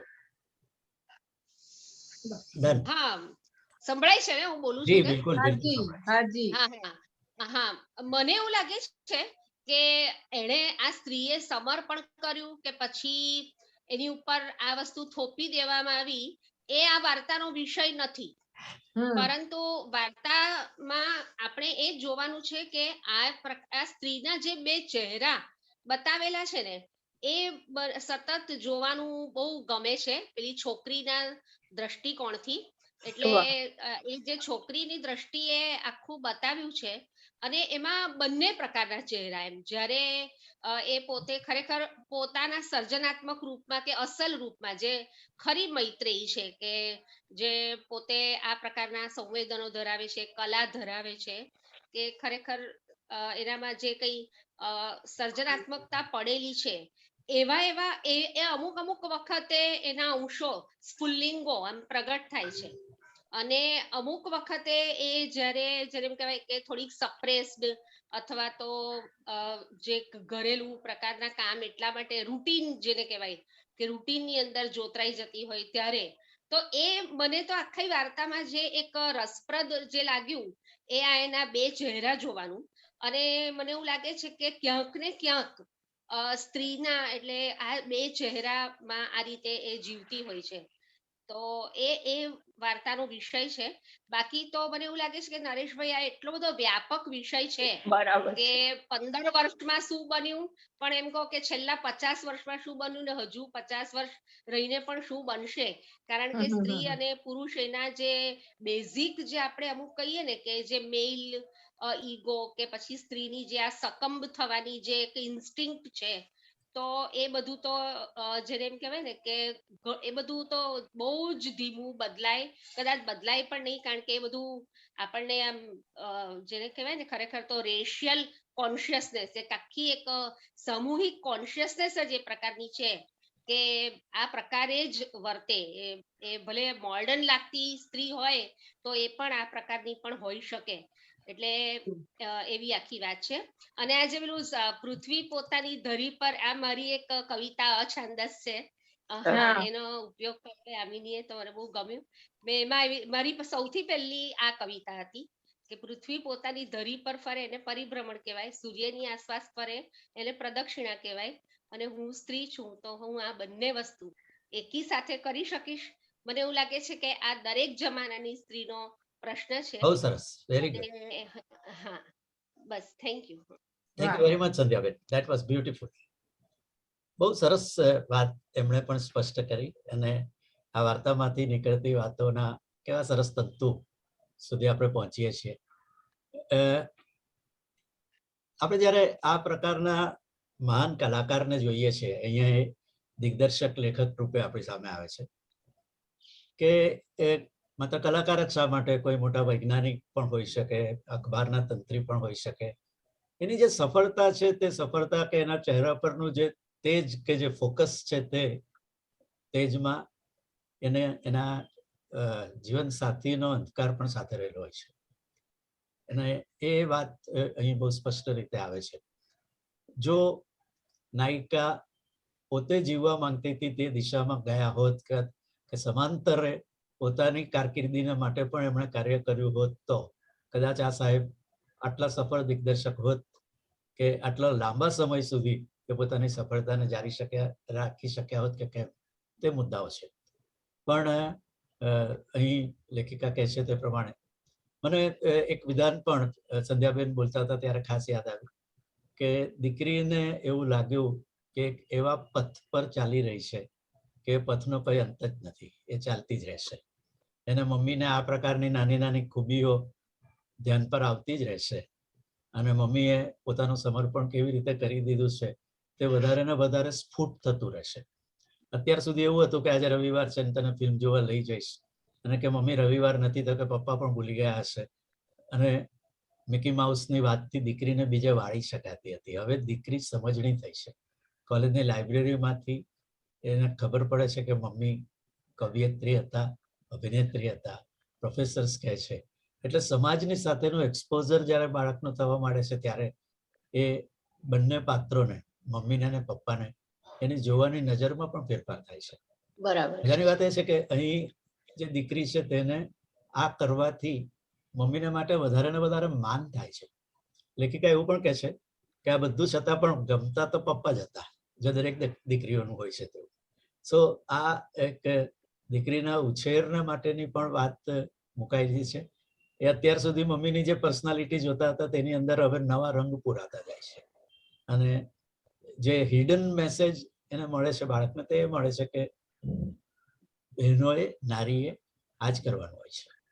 એટલે એને ભલે આપણે એવી ઉમેદો કરીએ, સંધ્યાબેનની વાતને ધ્યાન પર લઈએ તો, કે એ આ દીકરીમાં નહીં બને જે એની મમ્મીમાં બન્યું છે, પણ ના, એવું જ બનતું જાય છે. એને જે સંસ્કાર સિંચન થાય છે, જે રોપણી થાય છે, તે જ થાય છે કે મમ્મીએ આ પ્રકારનું કર્યું હતું માટે પપ્પા મહાન બન્યા છે. કાલે આ દીકરી પણ એવા તેજસ્વી પતિ એને મળશે તો ફરી પાછું એક દિશામાં જશે, એવી પૂરી શક્યતા છે. ફાઇનલ વર્ડ્સ પારુલબેન, આપ જે કહેવા માંગો છો. આપણે will switch over to the another story then. ના, બરાબર છે. બધાએ સરસ અભિપ્રાયો આપ્યા. બહુ વ્યાપક વિષય છે, એટલે ચર્ચાઓ આના વિશે ઘણી થઈ શકે, પણ આપણે અહીંયા અટકીએ અને નવી વાર્તા તરફ જઈએ. બહુ સરસ રીતે ચર્ચા થઈ, એનો આનંદ છે. Thank you very much. Thank you very much Yaminiben, તમારો પણ ખૂબ ખૂબ આભાર. બહુ સુંદર થેન્ક યુ પ્રસ્તુતિ. તો મિત્રો, હવે આપણે આજના બીજા લેખિકા મેડમ, આશાજી આપ આપનું માઇક્રોફોન ઓન કરી શકો. વી હેવ આશાબેન વિરેન્દ્ર. હું પહેલા આશાજીનો પરિચય આપની સાથે કરાવવા માંગીશ, અને ત્યારબાદ એમની વાર્તાનું પઠન. આશા વિરેન્દ્ર શાહ, એક નાનકડો પરિચય. આપ બીએસસી થયા છો, 1950 બોર્ન છો. સાહિત્ય, સંગીત, અભિનયમાં એમને વિશેષ રુચિ છે. સાહિત્યના જુદા જુદા પ્રકારોમાં લેખન કરવું ગમે, જેમ કે ટૂંકી વાર્તાઓ, નિબંધ, બાળ વાર્તાઓ, હાસ્ય લેખો, નાટક વગેરે. મુંબઈથી પ્રસિદ્ધ થતા જન્મભૂમિ પ્રવાસીમાં અવારનવાર તેમના લેખો ઉપરાંત આસવ નામની કોલમમાં અંતર્ગત ટૂંકી વાર્તાઓ પણ નિયમિત પ્રગટ થાય છે. અખંડાનંદ, જન કલ્યાણ, નવનીત સમર્પણમાં એમની કૃતિઓ પ્રગટ થાય છે. વડોદરાથી નીકળતા પાખવાડી, સર્વોદય, મુખપત્ર, ભૂમિપત્રના છેલ્લા પાનાની વાર્તા એ અત્યંત આકર્ષક અને રોમાંચક હોય છે. તેનું લેખન કાર્ય આશાબેન 2010 થી સંભાળી રહ્યા છે. જેને 11 જેટલા વર્ષોથી તેઓની સતત દર 15 દિવસે એક વાર્તાનું સંક્ષિપ્તીકરણ તેઓ કરે છે. ભૂમિપુત્રમાં છપાયેલી 40 વાર્તાઓના સંગ્રહના પુસ્તકો તર્પણના 4 ભાગ અને જનનીના હૈયામાં નામે એ પ્રગટ પણ થયા છે. તો આવા આશાબેન આપણી સાથે છે. આશાબેન, આપનું હાર્દિક અભિવાદન. અને આપ કશીક વાત કરવા માંગતા હોય, હું આપની વાર્તાનું પઠન શરૂ કરવા માંગુ છું. ના, વાતમાં તો બીજું કંઈ કરવાનું ખાસ રહેતું નથી, પણ ફક્ત મારે એટલું જ કહેવું છે કે ગુજરાતી સાહિત્ય પરિષદ, પ્રકાશભાઈ શાહ, કીર્તિદાબેન, રાજનભાઈ અને તમામ હોદ્દેદારોની હું આભારી છું આવો સરસ મોકો આપવા બદલ. અને નરેશભાઈ અને યામિનીની આભારી છું એવું કહેવાનું મને યોગ્ય નથી લાગતું, કારણ કે હવે તો આ બંને મિત્રો એટલા નજીક આવી ગયા છે કે આભાર પ્રદર્શિત કરવાની જરૂર મને જણાતી નથી. ફક્ત મારે એટલું જ કહેવું છે કે જ્યારે હું પારુલબેનનો બાયોડેટા સાંભળી રહી હતી ત્યારે મને અંદરથી સતત ગભરાટ થતો હતો કે મારો બાયોડેટામાં તો આવું કશું નથી. અને ખરેખર તો હું વિજ્ઞાનની વિદ્યાર્થીની છું અને મારો સૌથી પહેલો શોખ અભિનયનો છે. નાની હતી ત્યારથી નાટકો કરતી, લખતી અને ભજવતી. અને એક વાત કરી દઉં સાથે સાથે કે મારા મોટા ભાઈ સુરેન્દ્રભાઈ શાહ એ રંગભૂમિના બહુ જ ઊંચા ગજાના કલાકાર. સંજોગો વશાત એમણે ભલે એ ક્ષેત્ર છોડ્યું અને વિપશ્યનાના ક્ષેત્રમાં આગળ વધ્યા, પરંતુ એમનો વારસો મારામાં આવ્યો છે એમ કહું તો ખોટું નથી. કે અભિનયનો જ મારો મુખ્ય શોખ વર્ષો સુધી રહ્યો. પછી હું અભિનયના ક્ષેત્રમાં વધુ કામ ન કરી શકું મારા સંજોગોના કારણે, એમ વિચારીને થોડું થોડું લખવા માંડી. અને મને એ બાબતમાં બકુલાબેન ઘાસવાલાનો ખૂબ સપોર્ટ મળ્યો કે તું આટલું સારું લખે છે તો છપાવતી કેમ નથી. અને એમણે ધીમે ધીમે કરતા મારો સંકોચ દૂર કર્યો. બાકી ત્યાં સુધી તો મને એમ જ થતું હતું કે આપણું લખેલું કોણ છાપવાનું.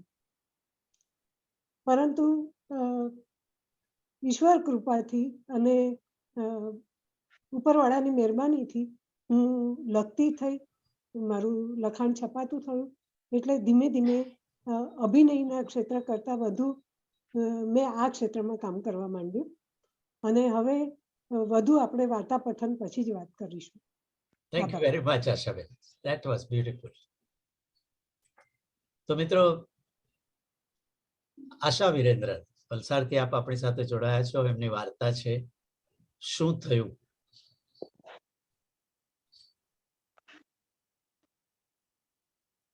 હું એ વાર્તાને શોધી રહ્યો છું.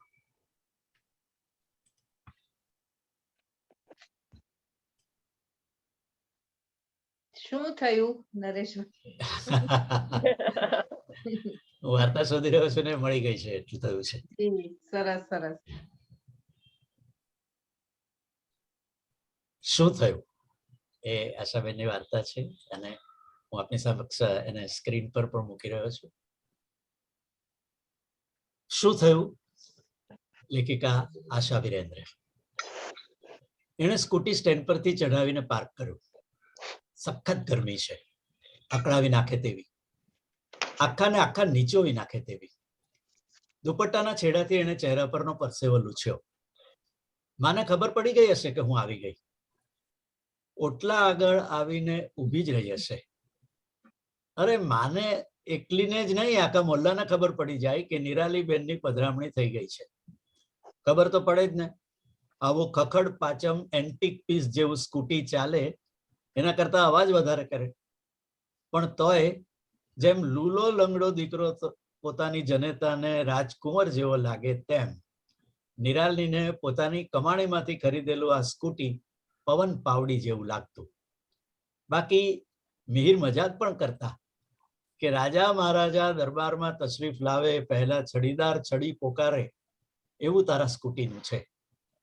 એ છડીદાર તારા શાળા પ્રવેશ પહેલા ખબર આપી દે કે નિરાલી સાહેબા તશરીફ લા રહી હૈ.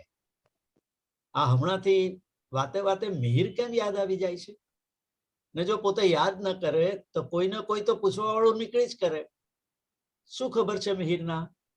અરે ભાઈ, મિહિરના ખબર એને જઈને પૂછો, મને શા માટે પૂછો છો? ઘર તરફ નજર કરી તો માં ઊભી જ હતી.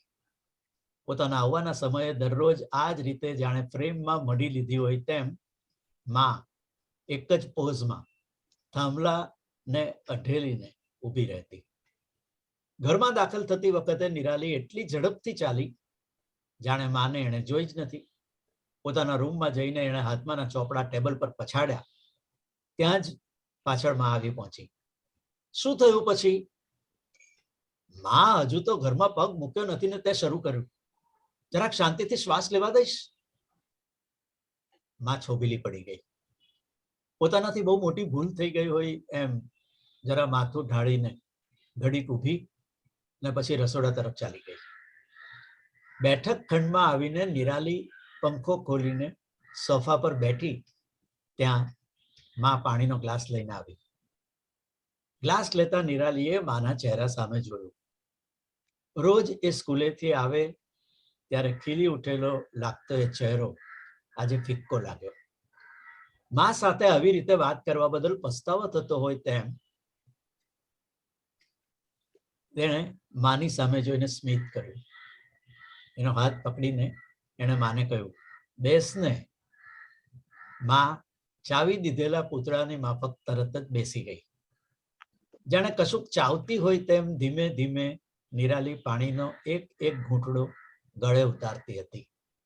કદાચ મનોમન ગોઠવતી હતી કે માને શું અને કેવી રીતે કહેવું. પછી એણે કહ્યું, આજે તો આખો દિવસ બહુ જ કામ પહોંચ્યો, અમારાથી મળી નથી શકાયું. ફક્ત એટલું જ કહીને માં પાણીનો ગ્લાસ મૂકવા અંદર ચાલી ગઈ. કશું બોલી નહીં. જરૂર માને ખરાબ લાગ્યું લાગે છે. તે ન લાગે? હું આવી તોછડાઈથી એની સાથે વર્તું તો? બિચારી. સવારે હું ઘરમાંથી નીકળું ત્યારથી મારા પાછા ફરવાની અને સાંજ પડવાની રાહ જોતી હોય. નિરાલી આવશે અને સુમસામ ઘરમાં જીવ આવશે. નિરાલી સ્કૂલની અને મિહિરની કઈ કઈ વાતો કરશે અને એને એકાએક માને માટે હેત ઉભરાઈ આવ્યું. રસોડામાં જઈને માને ગળે હાથ વીંટાળી લાડ કરતા એ પૂછવા લાગી, આજે શું જમાડીશ માં? તારે જે ખાવું હોય તે. સૂપ ને પુલાવ બનાવું? Excellent idea. માં તને કેવી રીતે ખબર પડી જાય છે કે મને શું ખાવાનું મન થયું છે? નિરાલી માના હાવભાવનું ઝીણી નજરે નિરીક્ષણ કરી રહી હતી. જરાય લાગ્યું નહીં કે પોતે બતાવેલી અકળામણથી એ નારાજ હોય. એ છે જેવી પોતાના મનમાં શું ચાલી રહ્યું છે તેનો જરા સરખો એ અણસાર ન આવવા દે. માં, તું ચોખા પલાળ અને મને શાક આપી દે. હું પુલાવ માટે શાક સમારી આપું. ના, તું રહેવા દે. આખો દિવસ માથાફોડ કરી કરીને થાકી ગઈ હોઈશ. માં કહેતી રહીને નિરાલીએ પ્લેટમાં શાક કાઢવા માંડ્યું. જો માં, આટલું બસ? શાક સમારતા સમારતા એ વિચારે ચડી. હમણાં એ ચીડકણી થઈ ગઈ હતી. નાની નજીવી વાતમાં ગુસ્સો અને છણકો થઈ જતો. આવો તો એનો સ્વભાવ નહોતો. શોભા તો એની જીગરજાન. એની તમામ વાતો એ કેવી તતડી ઉઠતી, એના પર પણ તતડી ઉઠતી. રવિવારે નિરાલીને ફુરસદે મળી શકાય એમ કરીને શોભા કેટલાક વખત પછી ઘરે આવી હતી. અઠવાડિયા પછી એનો જન્મદિવસ આવે છે. એ વાત નીકળતા શોભાએ કહ્યું હતું, નિરાલી, આજકાલ કરતા તને 35મું બેસવાનું. આપણા બેમાંથી અમે બે છોકરાઓની માં મને ખબર છે. વર્ષા, અનિતા, નંદિતી, આ બધાને કેટલા છોકરા છે તેની મને ખબર છે. આ સિવાય બીજી કઈ વાત કરવાની છે? તું ભલે ગુસ્સો કરે, પણ મારાથી તો બોલ્યા વગર રહેવાશે જ નહીં. વાત સાવ હાથમાંથી નીકળી જાય એ પહેલા તું મિહિર સાથે ગોઠવાઈ જા, ઠેકાણે પડી જા. એનો એક દીકરી છે એ વાત સાચી, પણ દરેકે જીવનમાં કંઈક ને કંઈક બાંધછોડ તો કરવી જ પડે. Thank you for your advice. બોલ બીજું કંઈ? એ વખતે ભલે એણે વાત વચ્ચેથી કાપી નાખી, પણ શોભા કંઈ છોડે એમ નહોતી. જ્યારે ફોન કરે ત્યારે એનો પહેલો સવાલ, નીરુ, શું થયું? કેમ, શું થવાનું હતું? જો, એમ વાત ટાળવાની કોશિશ ન કર. તું ભલે ન કહે, હું બધું સમજુ છું. તું માને લીધે અટકે છે, પણ થોડું તારી પોતાની જિંદગીના માટે પણ વિચાર. માં કઈ કાયમને માટે. શોભા પ્લીઝ, મારે આ બાબતે કશું જ નથી સાંભળવું. નથી સાંભળવું કહી દીધું એટલે શું મારે નહીં બોલવાનું? હું તો બોલીશ, 17 વાર બોલીશ. શોભાનો લાગણી ભીનો કંઠ રૂંધાઈ જતો. સમજ, જરા સમજ, નહીતર પસ્તાવાનો વારો આવશે. કોઈના મા બાપ આખી જિંદગી નથી બેસી રહેવાના. તું એકવાર મિહિરની સાથે જોડાવાનું નક્કી કર. મા માટે કોઈક ને કોઈક રસ્તો નીકળી જ રહેશે. મા પણ એમ જ કહેતી હતી, હું હવે કેટલા વર્ષ ટકવાની? તું ઘર વસાવીને ઠેકાણે પડે તો મારા જીવને શાંતિ. મા જ્યારે આવું બધું બોલતી ત્યારે નિરાલીની નજર જળોની જેમ એના ચહેરા પર ચોંટી જતી. વારંવાર પટપટ થતી માની આંખો, એનું આછું આછું ધ્રુજતા હોઠ, એના થરકતા ગાલ, અરે ચહેરા પરની એક એક રેખા ચાડી ખાતી હતી કે નિરાલી પોતાનાથી છૂટી પડી જશે એવી આશંકાનો કેટલો જબરજસ્ત ઓથાર એના મન પર હતો. માં, હું વિચાર કરીને જવાબ આપીશ.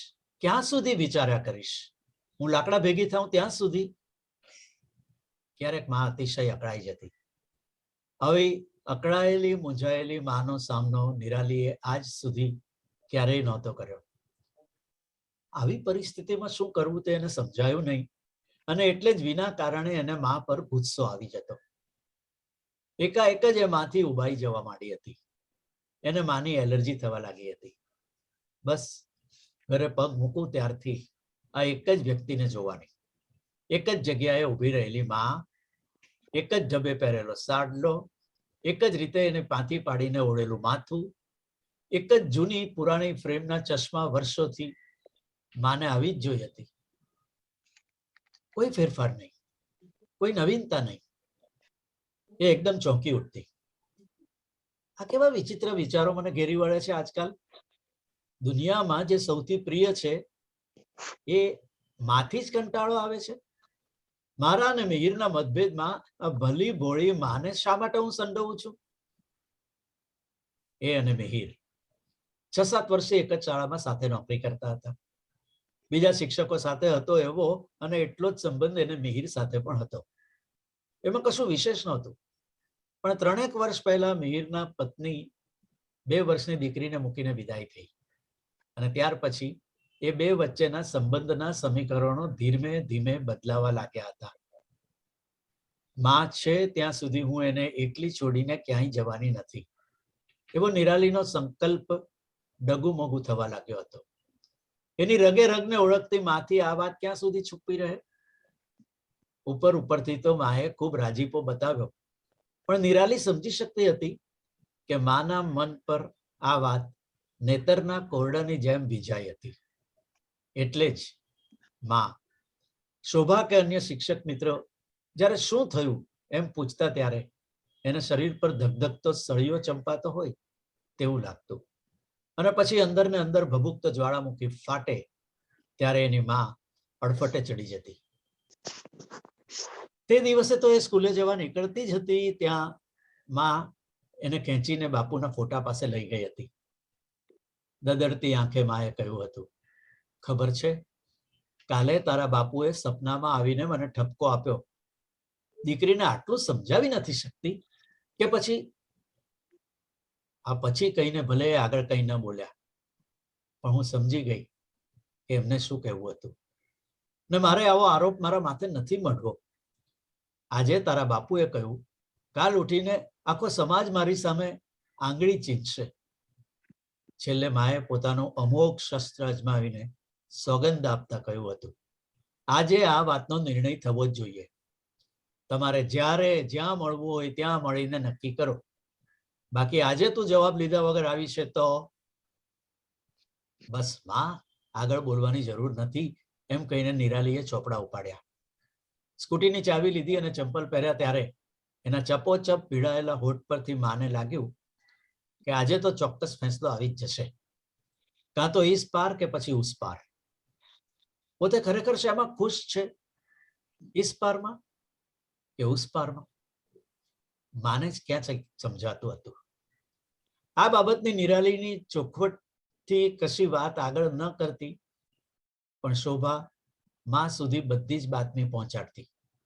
મિહિરને નિરાલી એટલી તો પસંદ પડી ગઈ હતી કે તેનાથી અલગ રહીને હવે પછીનું જીવન વિતાવવું તેને વસમું લાગતું હતું.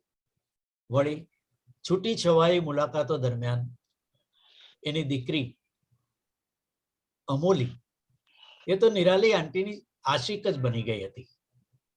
અહીં સુધી કે સાવ સીધી લાગતી વાત ત્યાં આવીને હંમેશા ગૂંચવાઈ જતી, જ્યાં નિરાલી લગ્ન પછી માને સાથે રાખવાનું કહેતી. જોગર્સ પાર્કમાં કે દરિયા કિનારે ભાવિ જીવનના રંગીન સપના જોતા બેઠેલા બંને જણ હંમેશા માના નામની ચર્ચા અને મિલન સમાપ્ત કરી દેતા અને ઊંચા જીવે છૂટા પડતા. કેટલાય વખતથી આમને આમ ચાલતું, એક ડગલું આગળ ન વધાતું. નિરાલીની દલીલ હંમેશા એવી રહેતી કે હું તમારી દીકરીની સાથે રહી શકું, મારી માં કેમ નડે છે? પરંતુ મિહિર આ રીતે નિરાલી સાથે જોડાવાના પક્ષમાં નહોતો. આ માટે એની પાસે ઘણા કારણો હતા, પણ સરવાળે એટલું કે આ મુદ્દાને લીધે બંનેના મનમાં ગાંઠ પડી ગઈ હતી. ઘરમાં બેસી રહેલી માં કોણ જાણે ક્યાંથી અને શી રીતે નિરાલી અને મિહિર વચ્ચે આવીને ઊભી રહી જતી. આમ આખી વાતમાં તદ્દન નિર્દોષ હોવા છતાં હવે નિરાલીને માં નડવા લાગી હતી. નિરાલીના ગયા પછી કઈ કેટલાય વિચારોનો બોજ મન પર લઈને માં ઘરકામમાં જીવ પરોવવાનો પ્રયત્ન કરતી. રસોડાના કામકાજમાંથી પરવારું એટલે આજે તો નિરાલીના ચોપડાનો કબાટ ગોઠવવો છે, એના પલંગની ચાદર બદલવાની છે, એના કપડાને પછી ઇસ્ત્રી કરી રાખું તો પછી એટલી નિરાંત. આખો દિવસ નિરાલી નિરાલી ને નિરાલી. એના સિવાય બીજું કઈ સૂઝતું જ નથી. આવું કઈ થોડું ચાલે. હવે તો એના વગર રહેવાની ટેવ પાડવી પડશે. હા તો ઠીક છે, એ આટલા વર્ષો મારી સાથે રહી, બાકી દીકરીઓ તો સાસરવાસી જ હોય ને. મિહિરની સાથે ખુશ રહે એટલે બસ, મારે બીજું શું જોઈએ? વાસણ માંજી રહેલા હાથ થંભી ગયા. બીજું કશું નથી જોઈતું? ખરેખર નિરાલી ક્યાંય ન જાય, મારી પાસે જ રહે એવું નથી જોઈતું? સાચું બોલ, સાચું બોલ. એને બંને હાથ કાન પર દબાવ્યા. ના ના, નથી જોઈતું. એકલી રહીશ વળી, કેમ ન રહેવાય? મંદિરે જઈશ, મંડળોમાં જોડાઈશ, કઈ ને કઈ પ્રવૃત્તિ કરીશ, દિવસ તો પસાર થઈ જાય, એમાં શું? સ્કૂટી ખખડ્યું. નિરાલી આવી. સ્કૂટર સ્ટેન્ડ પર ચડાવતા એણે નજર કરી. માં ઊભી હતી. પણ રોજની માં અને આજની મામાં કેમ આટલો બધો ફરક લાગતો હતો? માં એકાએક વાંકી વળી ગઈ હોય, ગરડી થઈ ગઈ હોય એવી લાગતી હતી કે પછી એ માત્ર એનો ભ્રમ હતો? ઘરમાં દાખલ થતા પહેલા એ થાંભલાને અઢેલીને ઊભી રહીને માં પાસે ગઈ. વાલથી માને ગળે વીંટળાઈ અને પછી ઘરમાં ગઈ. રૂમમાં ચોપડા મૂકીને પાછી આવી. પંખો કર્યો, સોફા પર બેઠી. માં પાણી લાવી, સામેના સોફા પર બેઠી, પણ કશું પૂછ્યું નહીં. માં, આજે સવાલ નથી કરવો? શું થયું? જવાબ તારા મોઢા પર જ દેખાય છે, પછી પૂછવાની શી જરૂર? જો ને તું કેટલી ખુશ છે. નિરાલી ઉઠી, માના સોફા પર એની પડખે બેઠી. તું પણ ખુશ ને માં? આજે બધું નક્કી થઈ ગયું. માના ખોળામાં માથું મૂકતા એણે કહ્યું, નક્કી થઈ ગયું? હાશ, હું આ દિવસની જ રાહ જોતી હતી. નિરાલીના વાળમાં ટપક ટપક કરતા 2-4 બુંદ પડ્યા. ચાલ ઊભી થા, મને જરા રસોડામાં જવા દેતો. આંસુથી ભીંજાયેલો માનો અવાજ સંભળાયો. એક પ્લેટમાં માં પેંડા લઈને આવી. નિરાલીના મોંમાં એણે પેંડો મૂક્યો. તું મીઠું મોં નહીં કરે માં? લે, આ મારા તરફથી. એણે માને પેંડો ખવડાવ્યો. જમી પરવારી રસોડામાં ઢાંકો ડૂબો કરીને માં બહાર આવી ત્યારે નિરાલી કબાટમાંથી કપડાં કાઢીને બેગમાં ગોઠવી રહી હતી.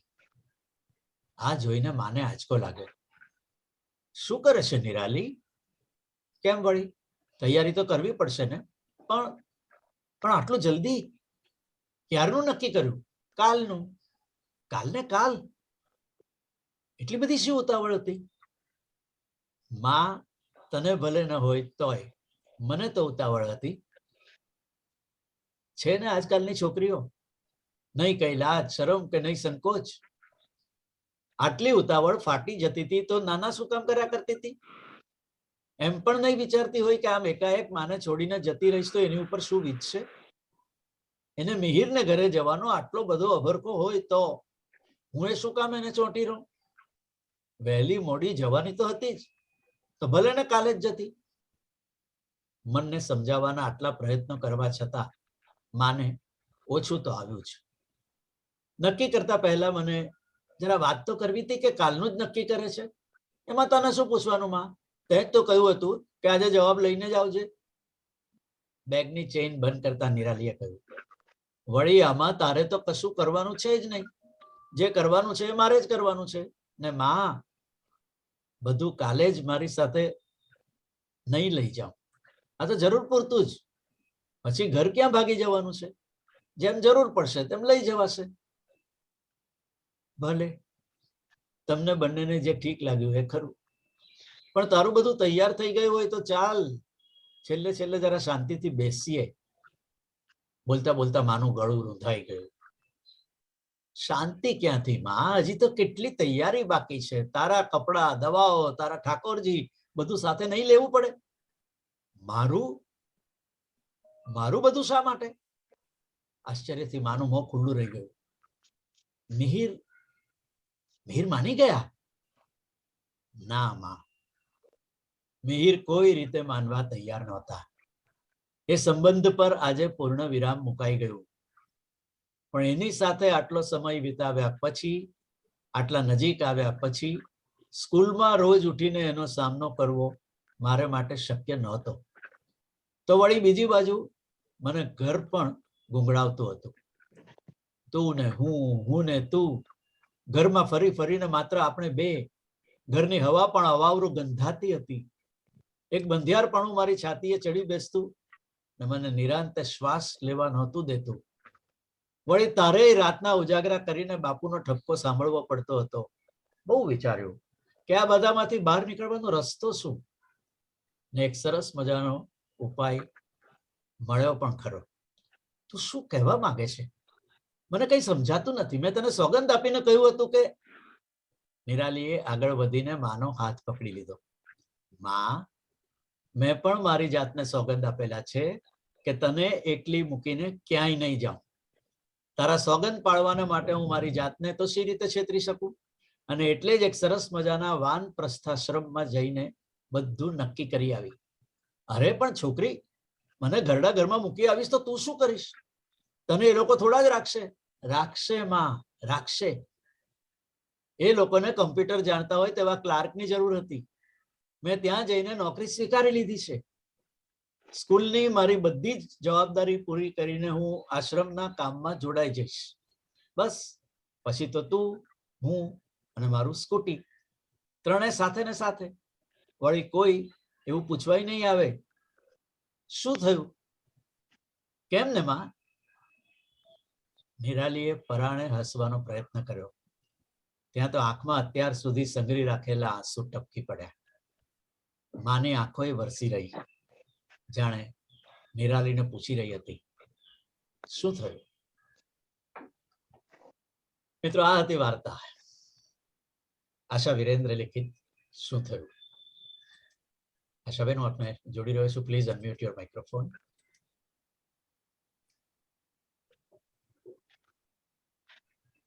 બેન, પ્રતિભાવ. સૌથી પહેલા તો સુંદર ભાવવાહી પઠન માટે નરેશભાઈ તમને ખૂબ ખૂબ ધન્યવાદ. કારણ કે વાર્તામાં જે ભાવ હતા અથવા ભાવ પલટા હતા એ તમે બરાબર તમારા પઠનમાં ઉતાર્યા છે અને મને ખાતરી છે કે વાચકો સુધી, શ્રોતાઓ સુધી આ ભાવ બરાબર પહોંચ્યા હશે. એક વાર્તાની પાછળ કેટલા યોગાનુયોગ બનતા હોય છે એ વાતનું મને ખરેખર આજે એટલું બધું આશ્ચર્ય થાય છે કે સૌથી પહેલા તો એ કે પારુલબેને પોતાની વાર્તા 2005માં લખી અને નવનીત સમર્પણમાં આવી. મારી આ વાર્તા 2011માં નવનીત સમર્પણમાં આવેલી. વાહ. બંને વાર્તામાં માં અને દીકરી વચ્ચેનો તંતુ જોડાયેલો છે. અને હજી પણ એક યોગાનુયોગ કે મારી વાર્તા જ્યારે 2011માં નવનીતમાં આવેલી ત્યારે આ જ વિષય વસ્તુ પર એ જ નવનીત સમર્પણના અંકમાં રવિન્દ્રભાઈની વાર્તા પણ આવેલી. એનું નામ હતું અવળ સવળ, રવિન્દ્રભાઈની વાર્તાનું. અને મને મારી આ વાર્તા ફંફોસતા એ વખતની વાર્તા વિશે જનકભાઈએ જે આ એક લેખ લખેલો, અરે વાહ, એ મને મળી આવ્યો અને એનું ટાઇટલ છે રવિન્દ્ર પારેખની વાર્તા અવળ સવળ અને આશા વિરેન્દ્રની વાર્તા શું થયું. એક જ કથા વસ્તુ પર આધારિત હોવા છતાં નારી સંવેદનાની વાત અલગ અલગ રીતે કરે છે. કેટલું સરસ. તો મને પારુલબેનની વાર્તા સાંભળતા સતત આ વિચાર આવ્યો કે માં અને દીકરીની વાત બંને વાર્તામાં સામાન્ય કોમન ફેક્ટર છે. તે છતાં ભલે બે લેખકો ક્યારેક સમાન રીતે પણ વિચારતા હોય, તે છતાં પોતાની વાતની રજૂઆત કેટલી જુદી જુદી રીતે કરી શકે છે એ વાતનું તો મને આશ્ચર્ય થયું જ. હવે આ વાર્તા જેમ પારુલબેને કહ્યું કે પોતાને તો આવા કોઈ પ્રશ્નો નહોતા જે એમની વાર્તામાં મા માટે છે અથવા દીકરી જે રીતે વિચારે છે પોતાની મા માટે, એવા કોઈ પ્રશ્નો પારુલબેનને તો નડ્યા નહોતા. તે છતાં આજુબાજુના સમાજમાંથી જોઈને એમણે આ વાર્તા વિશે વિચાર્યું અથવા લખ્યું. પરંતુ હું કહું તો આ વાર્તા મને મારી પોતાની જિંદગીમાંથી જ સૂજેલી વાર્તા છે. અમે જૈન છીએ, જ્ઞાતિએ જૈન છીએ અને મારા પિતાશ્રીનું જ્યારથી અવસાન થયું ત્યારથી મારી માએ દીક્ષા લેવા માટે ખૂબ વિચાર્યું કે મારે દીક્ષા લેવી છે. પણ મારા ભાઈ બહેનોમાં હું સૌથી નાની, એટલે એમની ખૂબ લાડકી. અને એમણે એવો વિચાર કર્યો કે જો હું દીક્ષા લઈને જતી રહીશ તો મારી આ દીકરી સહન નહીં કરી શકે અને એ પોતે જીવી નહીં શકે. એટલે એમણે મને એમ કહેવાનું ચાલુ કર્યું કે ક્યાં તો તું મારી સાથે દીક્ષા લઈ લે અથવા તો તું લગ્ન કરીને ઠરીઠામ થઈ જા. આવા બે રસ્તા એમણે મને બતાવ્યા અને મારી ત્યારે પણ એવી કોઈ તાસીર નહોતી અને આજે પણ નથી કે હું દીક્ષા લઉં. એટલે એ રસ્તા પર તો મારે ચોકડી મારવાની જ હતી. અને એ ચોકડી મારતી વખતે મને ઘણું દુઃખ થતું હતું કે મેં આખી જિંદગી એવું વિચાર્યું કે હું મારી માથી અલગ નહીં થાઉં, અને તે છતાં મને આ રસ્તો મંજૂર નથી, તો મારે પછી બીજા વિકલ્પ માટે જ વિચારવું પડશે. અને એ રીતે કંઈક અંશે કહું તો મજબૂરીથી પણ મેં વિચારી લીધું કે ના, મારી બા દીક્ષા લેશે એ પછી તો હું નહીં જ જીવી શકું અથવા નહીં જ એમાં આગળ વધી શકું, તો પછી ભલે હું લગ્ન કરી લઉં. અને સાથે સાથે એમ પણ વિચારેલું કે હવે જે મુહૂર્તો મળશે એની સાથે હું લગ્ન માટે હા કરી દઈશ.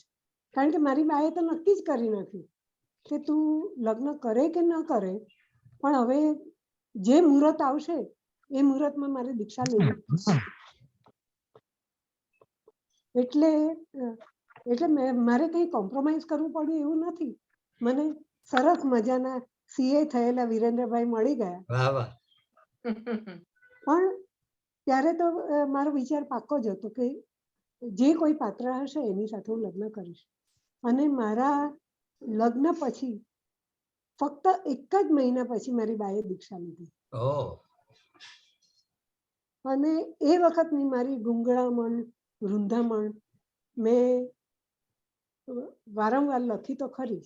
અને હિમાંશીબેન શેલતે પહેલો અક્ષર કરીને એક નિબંધ સંગ્રહ બહાર પાડેલો. એમાં મારી આ હાથ છૂટ્યાની વેળા એ નિબંધ લખેલો છે. એમાં મેં મારી આખી આ વાત કે બાની દીક્ષાથી માંડીને મારી બાએ દીક્ષામાંથી પાછા ફરવું પડ્યું, અને પછી સંસારમાં રહીને વર્ષો કાઢ્યા, અને છેલ્લે જ્યારે એમના મૃત્યુ સમયે મારે એમનો હાથ છોડવાની વેળા આવી ત્યારે વર્ષાબેને ગાંઠ છૂટ્યાની વેળાએ લખેલું છે. એ ટાઇટલથી સિમિલર મારું હાથ છૂટ્યાની વેળાએ એ તો નિબંધ છે, પણ તે છતાં મને એમ થતું હતું કે ક્યાંક ને ક્યાંક મેં મારી બાને દગો દીધો. તો એ વખતે તો મને કોઈ વિકલ્પ નહીં સૂઝેલો, પણ આ વાર્તા દ્વારા એક પેલી વાર્તાની નાયિકા નિરાલીને જે વિકલ્પ સૂઝ્યો એ વિકલ્પ વિશે વાર્તા લખીને મેં મારી આ રૂંધામણ થોડી ઓછી કરેલી એમ કહું તો ચાલે. બસ આટલું મારી વાર્તા વિશે. અને હવે બીજા શ્રોતાઓ માટે મંચ ખુલ્લો કરું છું. આશાબેન, બહુ જ સરસ વાત. અને સર્જન કેવી રીતે જીવનમાં આવતા હોય છે. આપણી જીવનમાં બનેલી ઘટનાઓ, આપણી આસપાસમાં બનેલી ઘટનાઓ, તેમાંથી તમે તો તમારો પ્રથમ પુરુષ એક વચનની આખી વાત કરી. પણ આ નિરાલી અને એના સાથી શિક્ષક એ મુદ્દો મને એક તો બહુ જ ગમ્યું કે મા દીકરીની આ વાર્તા જાણે પારુલબેનની વાર્તાનું એક એક્સટેન્શન હોય ને. આમ પેલો ટેલિવિઝનની સિરિયલમાં જે જમ્પ આવતો હોય છે ને, તેવી રીતે જે નાની દીકરી જે કોલેજમાં દાખલ થયેલી તેને બદલે શિક્ષિકા બની ચૂકેલી દીકરી અને મા, અને એ બંને જણાના એકબીજાની સાથેના અન્ડરસ્ટેન્ડિંગ. બટ તમે બંને નારી પાત્રોને, દીકરીને અને માતાને, બહુ જ સરસ રીતે એમના ચિત્ત સુધી પહોંચીને તમે એને જે શબ્દોમાં મૂક્યા છે એના માટે તમને વિશેષ અભિનંદન. આ સંતુલન તમે ખૂબ અદ્ભુત રીતે જાળવ્યું છે, લેટ મી સે. કારણ કે બંનેને પોતાના પક્ષ છે, અને આપણા સમાજમાં આટલા સરળતાથી આ પક્ષ મુકાતા નથી. માં નથી ઈચ્છતી કે મારી દીકરી કાયમના માટે મારી સાથેથી દૂર જાય. તે વાત મેં આટલી બધી સ્પષ્ટ રીતે નથી વાંચી. તે તમે બહુ સરસ રીતે મૂક્યું. અને એના માટે માં પાછી ગિલ્ટ પણ ફીલ કરે છે કે મારાથી આવું કેમ વિચારાય છે. The same is the case with the daughter. કે એ પણ કે માને તો એકલી નથી જ મૂકવી, ચાહે કંઈ પણ થઈ જાય. એટલે એ જે બંને જણાનું બોન્ડિંગ છે, અને એને માટે બંને જણા એકબીજાના માટે પોતાનું બધું જ ન્યોછાવર કરવાની જે તૈયારી રાખે છે, એ મા દીકરીના આ પાત્રો હંમેશના માટે યાદ રહે એટલા સરસ રીતે તમે ચિતર્યા છે. બંનેના મનમાં જે વાતો છે તે એટલી સ્પષ્ટ રીતે તમે બહાર મૂકી છે. બીજું કે તમે બહુ જ અનુભવી વાર્તા લેખિકા છો. તમારું અત્યારનું જે છેલ્લા 10 વર્ષનું કાર્ય છે એ દ્વારા તમે અનેક વાર્તાઓના સંપર્કમાં આવો છો અને તેનાથી જે વાર્તાનું જે એલિમેન્ટ છે, વોટ નેક્સ્ટ, જે જિજ્ઞાસા વૃત્તિ છે, એ તમે આ વાર્તામાં અદ્ભુત જાળવી છે છેલ્લા પેરેગ્રાફ સુધી. એટલે શું થયું એ જે માત્ર શીર્ષક છે તે પેલા બીજા પાત્રો નિરાલીને પૂછતા રહે છે તેટલાથી આગળ વધીને એ વાચક સુધી પહોંચી જાય છે કે હવે શું, હવે શું. એટલે એ એક બહુ સરસ વાત છે. આમ જોઈએ તો બહુ મોટી ઘટનાઓ નથી, એક જ ઘટનાની આજુબાજુ જ કેન્દ્રમાં ઘટના રહી છે અને ફરી પર જ તમે આખી ચર્ચા કરી છે. પણ તે છતાં એમાં તમે એ એલિમેન્ટ લાવી શક્યા છો કે જે જિજ્ઞાસાનું એલિમેન્ટ છે કે હવે શું, હવે શું થશે, શું થયું એ વાત. અને છેલ્લે તમે એનો જે નિકાલ લાવ્યા છો, that makes this story on a very higher level. કે આ પણ મને બીજું એ પણ બહુ ગયું, છેલ્લા વાક્યમાં તમે કહ્યું કે માં હવે તો હું, તું ને મારી સ્કૂટી.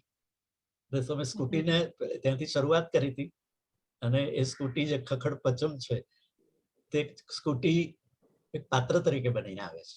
અને એ આ જે બંધિયારપણું છે ઘરનું, તેમાંથી મા અને દીકરીને બંનેને બહાર જવાના માટેના હવે માર્ગ ખુલ્લા કરી આપે છે. જે દરિયા કિનારા ઉપર એ પોતાના થનાર પતિ કે પ્રેમીની સાથે બેસીને વાતો કરતા હશે, ત્યાં હવે માતાને ફરવા માટે લઈ જશે. એ જે તમે જે સંભાવનાઓ મૂકી છે મા દીકરીનું કાયમી સાથે રહેવા માટેનું, અને મા સચવાય પણ અને સતત નજર સામે રહે. Not all daughters are doing it. બધી દીકરીઓ આવું નથી કરી શકતી, પણ તે છતાં તમે તમારો પણ કિસ્સો એના માટે વાત કરી. પણ તે છતાં અહીં નિરાલી જીતી જાય છે, એ સ્પષ્ટ છે.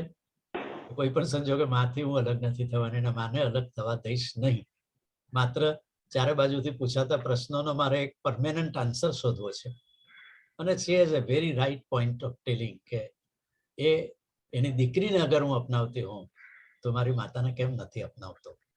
એ જે અધૂરાપણું છે અને એ અધૂરાપણાને લીધે એની સાથે નહીં જવાયનો જે એનો નિર્ણય છે એ બિલકુલ કવિન્યાય જેવો છે, બિલકુલ વ્યસ્ત છે. અને એટલે એનાથી નિરાલી પ્રત્યે કોઈ પણ તમે એને જે સ્ફૂટ કર્યું છે કે આજે સોગંદ અને આજે તો ફેંસલો, એ વાત અત્યંત કાવ્યાત્મક રીતે એના ક્લાઇમેક્સ પર પહોંચે છે. So that is again a good story writer તમારામાંના, અને તે એમાંથી બહુ સ્પષ્ટ રીતે બહાર આવે છે. યામિનીબેન, પારુલબેન, આપ પણ શેર કરી શકો અન્ય ભાઈ બહેનોમાંથી, શ્રોતાજનોમાંથી પણ કોઈક વાત કરવી હોય તો યુ કેન પ્લીઝ શેર. જી નરેશભાઈ, તમે કહ્યું એ પ્રમાણે એક્સટેન્શન જે પારુલબેનની વાર્તા હતી એમાં આપણે એવું માની લઈએ કે પેલા આનંદ ન રહે અને મૈત્રેય એને દીકરી રહે અને પછી આ વાર્તા શરૂ થતી હોય તો એ રીતે એક સિરીઝ બની શકે એવી પહેલી વાર્તા વંચાઈ પણ પહેલી, પારુલબેનની વાર્તા વંચાઈ પણ પહેલી અને પછી ગ્રહણ પછી આ, એટલે હવે આ વાર્તા શરૂ થયું ને પેલું પણ કે કાઇનેટિક માંથી પેલી સ્કૂટી ખખડી ગયેલી સ્કૂટી આવી ગઈ, એટલે એમાં પણ એવું થાય ને ઉંમર પણ બતાવી છે કે આની ઉંમર થઈ ગઈ છે, વૃદ્ધ છે, એટલે ખરેખર જ એક્સટેન્શન એનું લાગે એવું આપણને આજે એક સાથે વંચાય એટલે એવું આપણે કલ્પી શકીએ. અને બીજી બધી વાતો તમે પણ કરી અને આશાબેને પણ કરી, પણ એટલે વોટ નેક્સ્ટ વાળી વાત પણ, અને છેલ્લે એ ગમ્યું કે દાખલા તરીકે પેલી હવે મા સાથે જ રહેવાની હોય તો પછી ઘરે રહે તો પણ શું ફેર પડે, એટલે સરખું જ હતું કે હવે નથી લગ્ન કરવાની, પણ હવે ચાલ બધા હવે નવા માહોલમાં ફરીથી નવેસરથી ની વાત કે અહીંયા ગુંગળામણ થાય તો આ ઘર છોડીને જે રીતે નિર્ણય લે છે કે આવી રીતે વાનપ્રસ્થાશ્રમ આશ્રમમાં ત્યાં જોબ બદલે છે ને, એટલે એ આખું નવીન છે ને એ મજા આવી. નહીં તો પેલું સીધું જોતે કે નથી ના પાડીને આવી તો પછી મારી દીકરી સાથે ને સાથે, એટલે એમાં મજા પડી. બાકી ઘણી બધી વાત થઈ અને આશાબેને જે એમના જીવનની વાત કરીને એમાંથી એટલે એવું શીખવા મળે કે એમાંથી કેવી રીતે પોઈન્ટ લઈને આપણે વાર્તા ડેવલપ કરી શકીએ. તો બહુ સરસ. યામિનીબેન, નિરાલીના પાત્રને વધારે દઢ બનાવી, એને વધારે ઊંડાણપૂર્વક મૂક્યું, એને ઊંચાઈ પણ આપી કે મમ્મી હવે હું તને એવી રીતે લઈ જઈશ કે જ્યાં તારી આપણા ઘરમાં નથી લેવાતી એ બધી પ્રકારની કાળજી પણ લેવાશે, કારણ કે વાનપ્રસ્થાશ્રમ આશ્રમમાં તને લઈ જાઉં છું. એટલે હા, મમ્મીની હા, કાળજી લેવાશે ને તે છતાં જે સ્વતંત્રતા આપણને બે જણાને આ ઘરમાં છે તે બધી સ્વતંત્રતા મળશે, કારણ કે હું પણ તારી સાથે હોઈશ. અને હા, હા, એમણે ત્યાર પછી શબ્દ વાપર્યો છે આશ્રમ, કે એ હમ. આશ્રમને હું મદદરૂપ થઈશ અને તારી સાથે જ હું એ આશ્રમની સાથે રહીશ. અને આ ઘર ક્યાં ભાગી જવાનું છે, તો છે જ આપણી સાથે. એટલે હા, એ એની તો જ્યારે શિક્ષિકાનો જોબ, એનું પેશન ફોર ટીચિંગ અને કેરિંગ ફોર મમ્મી, આ બધી જ વસ્તુઓનો ઉકેલ લેખિકાએ આપણને આ આખા એક પ્રસંગ દ્વારા એકદમ કન્વિન્સિંગલી મૂક્યો છે. તમારી વાત સાચી છે કે એવો નિર્ણય લઈ શક્યા હોત કે ના માં, જો એ તને નહીં લઈ જવા માંગતો હોય તો આપણે આ પાત્ર વિશે નથી વિચારવું, એમ કરીને એ વાત ત્યાં આગળ હોત. પણ એમાં સ્ટોરી નહોતી બનતી, વાર્તા બને છે કે જ્યારે એ દીકરી આ પ્રકારનો વિચારે છે. સંધ્યાબેન, હા, ને સંધ્યાબેન પ્લીઝ અનમ્યુટ અને ટોક કરો, પ્લીઝ ટોક ટુ અસ.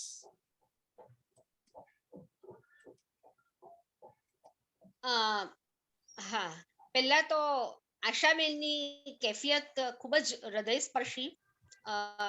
એટલે આ વાત પહેલો અક્ષરમાં મેં પણ વાંચેલી આગળ, પરંતુ આજે આશાબેનના મોઢેથી આખી વાત સાંભળી એટલે ખૂબ આપણા જીવનમાં બનેલી વાત પછી જ્યારે મૂકીએ છીએ ત્યારે એ કંઈક જુદી જ વાત એની હોય છે. એ વાત પણ ખરી. નરેશભાઈએ જે બધું કીધું એની સાથે બિલકુલ એકદમ સંમત, કે માં આ રીતે વાત કરે એ બહુ જ આવી રીતે મુકાયું, એ એક ખરેખર સરસ વાત છે. અને એક વાત મને એમ નોંધવાનું મન થયા કરે પારુલબેનની વાર્તામાં અને આશાબેનની વાર્તામાં, કે બંને વાર્તાકાર મિત્રોએ જે આખી વાતની જે ઝીણી ઝીણી, જે આપણે કહીએ ને કે ભાવ પલટા નાના નાના, એ બધાના જે એક બિહેવિયરલ પેટર્ન જે છે ને, મુખ ભાષા, હવે જો બંનેનામાં વાર્તામાં પેલું હોઠ ભીડાયેલા છે, એ પેલી જે માં છે પારુલબેનની વાર્તા, એમાં એનો અર્થ જુદો છે, અને આમાં પેલા આમાં પણ આવે છે એક જગ્યાએ હોઠ બ્યુટીફુલ ભીડાયેલા છે. ઓબ્ઝર્વેશન. વાહ. હા, પછી છે તે આંસુ પડે છે, પછી પેલે આવીને એમ શરૂઆતમાં આશાબેનની વાર્તામાં પેલી આવીને પાણી પીતી હોય અને પાણી પીતા પીતા વાતને એમ મનમાં ગોઠવે છે. તો આ જે દરેક પાત્રો જે છે એની વાતને વ્યક્ત કરવા માટે વાર્તાકાર મિત્રોએ જે એ લોકોનું જે બિહેવિયરલ પેટર્ન, ફરીથી પાછું એ જ વાપરું, એ જે બતાવ્યું છે ને, એમ કે એ બહુ જ ઇન્ટરેસ્ટિંગ છે. એમ મને એવું લાગે કે આ એક બહુ સરસ વાત છે, અને એ બંનેની વાર્તામાં છે. અને એ મને બહુ મજા પડી, મને એ બધું જોવામાં બહુ મજા પડી, અને એને કારણે વાર્તા પ્રેક્ષકો સુધી પહોંચે એવું પણ લાગ્યું. ઘણી બધી વાત કરી શકાય, નરેશભાઈએ ઘણી બધી વાત કરી જ છે, પણ ખરેખર અને આપણે એવું કહી શકીએ કે પેલું પારુબેનની વાર્તામાં જે આપણે એમ કહેતા હતા, તો આમાં તમે જુઓ કે નિરાલી એવો નિર્ણય લે છે કે ના, મિહિર નહીં માન્યા તો પછી એને સ્ટેન્ડ બદલ્યું, એટલે કે બરાબર, એટલે એ રીતે પારુલબેનની વાર્તા સંગ્રહનું શીર્ષક વાપરીને કહું તો એક ડગલું આગળ એવું કંઈક કહી શકાય. પણ એની વે આ તો બધું પેલું કે ને કેલિડોસ્કોપી, બધી જાત જાતની ભાત બને એવી રીતે માં દીકરીમાં હજુ તો કેટલી એવી શક્યતાઓ, અને આ બધા મિત્રો આટલું સરસ આપણી સામે મૂકે છે, એનો ખૂબ આનંદ છે. બસ. થેન્ક યુ વેરી મચ સંધ્યાબેન, હા, બહુ સરસ સંધ્યા. વાત કરી. એટલે પેલો પડઘો હતો, એ પડઘો પાછો ઝીલાયો પારુલબેન. તમે જે પેલી દીકરીના મનમાં પડઘો હતો ને, એ પડઘો વધીને આગળ થયા, સંધ્યાએ કહ્યું તે રીતે બહુ સરસ. પારુલબેન, યોર સે. હા, એટલે હું વાર્તા સંદર્ભે વાત કરીશ. આપણે મજા પડે એવી વાત એ છે, આશાબેને પોતાની કેફિયત કહી અને પોતાના ઉપરથી જ લખાયેલી છે આ વાર્તા એવું કહ્યું, અને વાર્તા વંચાઈ, એટલે આપણને તરત ખ્યાલ આવ્યો કે એક વ્યક્તિ જ્યારે વાર્તાકાર બને છે, સર્જક તરીકે લખે છે, ત્યારે કેટલી બદલાઈ જાય છે. એમણે કહ્યું ના હોત તો એમના જીવન વિશે વાત હોત એવી આપણે કલ્પના ના કરી શકત. એટલે જીવનની વાત અને વાર્તાકારમાં સર્જકની દ્રષ્ટિએ ઝીલાયેલી આખી વાત કેટલી જુદી છે એનો આ વાર્તામાં ખ્યાલ આવે છે, એક બહારની રીતે. બીજું શું થયું થી કુતૂહલ તો જાગે જ છે, નરેશભાઈ સરસ રીતે એની વાત કરી, પણ દીકરીનું મનોમંથન, આખી વાર્તામાં સરસ રીતે ઝીલાયું છે. એ જ રીતે માતાનું મનોમંથન પણ ભલે થોડું, પણ એને ઘડીક એવું પણ થાય છે કે આ દીકરીએ તો સાસરે જવું જ જોઈએ, વળી એવું પણ વિચારે છે કે આ જતી રહેશે તો હું શું કરીશ.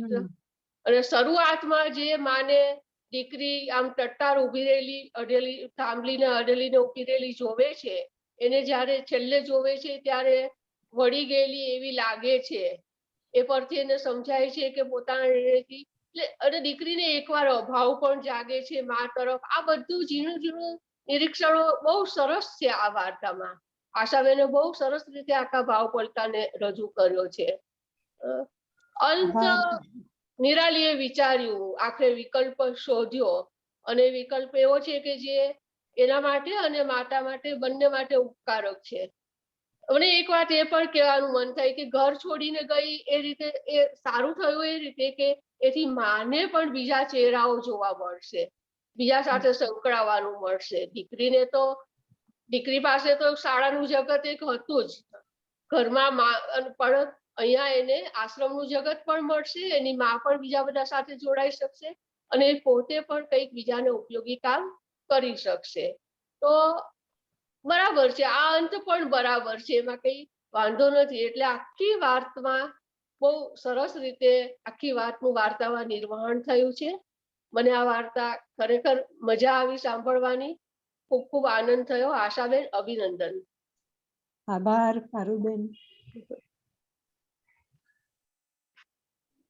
You can please continue Ashaben, તમારે જે વાત કરવી હોય. હા, ના ના, મારે વાત તો થઈ ગઈ છે. અલ્પાને કંઈ કહેવું છે? હા, અલ્પાએ report to Alpaben. કર્યું છે. Alpaben is joining from Vadodara. Alpaben, please unmute. Yeah, done. ફરીથી એક વખત ટ્રાય કરો. Done. Thank you sir. Thank you Ashaben. ખૂબ જ સુંદર વાર્તા હતી. શું થયું અહીંયા આગળ કે છે, પ્રોગ્રેસ ના થાય જિંદગીમાં તો કાંઈ ચેન્જ. આપણી જિંદગી બીબાઢાળ જીવવા ટેવાયેલી નથી, આપણે બીબાઢાળ જીવવા ટેવાયેલા નથી. દરેકને કાંઈ ચેન્જ જોઈએ છે. જમવાની થાળી હોય કે રૂટીન હોય. સંભળાય છે મારો અવાજ? પ્લીઝ સંભળાય છે બેટા. હા, તો કથાનું બીજ એક તો ક્યાંથી આવ્યું એ આશાબેને કહ્યું, બહુ જ સંવેદનશીલ હતું. એકચ્યુઅલી દરેક દીકરીની એક ઈચ્છા હોય છે કે કાયમ માટે માતા પિતા સાથે રહી શકે. એટલા માટે કદાચ નાનપણથી એના મગજમાં શીખવાડવામાં આવતું હોય છે, એને એક કાર્વિંગ કરવામાં આવતું હોય છે કે તારે બીજા ઘરે જવાનું છે. એટલે ધીમે ધીમે ધીમે નાનપણથી જ તૈયાર થાય છે. એમાં પાછી મોટી બહેન હોય, ઘરે આવેલી ભાભી હોય, એના હાજરીમાં થયેલા લગ્નમાં મામી કે કાકી જે આવ્યા હોય, એટલે એ બધી એક્ઝામ્પલથી દીકરી ટેવાતી જાય છે કે એને ક્યાંક જવાનું જ છે, અહીંયા નથી રહેવાનું કાયમ માટે, માની પિતાની મમતા છોડીને. તો અહીંયા નિરાલી જે સંબંધ છે એ આગળ નથી વધતો, એનાથી થોડી ચીડાઈ રહી છે. એક એની માં છે અને એક શોભા છે, બે જે એને દબાણ કરી શકે છે.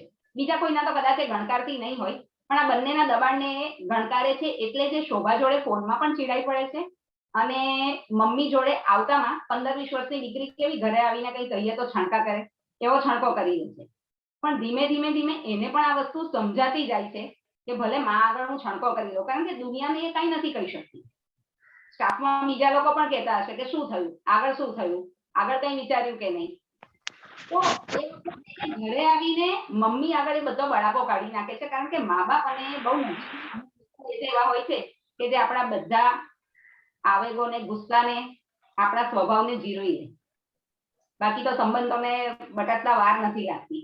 આ 3 જ સંબંધ એવા હોય છે કે જે, અને માં એટલી સહનશીલ હોય છે કે દીકરી ગમે તે મૂડમાં આવે, ગમે તે કહી જાય, પણ એનું વ્યક્તિત્વ બદલતી નથી. બાકી મોસ્ટલી બદલો લેવાઈ જતો હોય છે. જો રસ્તામાં કોઈ પર ગુસ્સો કર્યો હોય તો ત્યાં જ વાત પતી જાય. ઘરે આવીને મા પર ગમે તે ગુસ્સો કરો, માં સમજે છે કે ના બિચારીને કઈ થયું હશે, એ કઈ જજબાતી હશે, મારા પર નહીં તો ક્યાં ગુસ્સો કાઢવાની.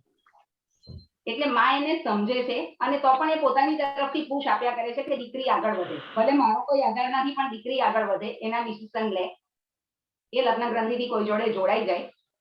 અને દીકરી પણ આ જ રીતે જે શરૂઆતમાં બતાવી છે કે 15-20 વર્ષની એકદમ ના સમજ હોય એવી રીતે વાર્તાના અંત સુધી એટલી મક્કમ થઈને આવે છે કે આપણે વાર્તાની શરૂઆતમાં મેં તો એટલીસ્ટ નહોતું વિચાર્યું કે આવો વળાંક આવશે, કે એ પોતે પોતાની માતા જોડે વાનપ્રસ્થ આશ્રમમાં જશે.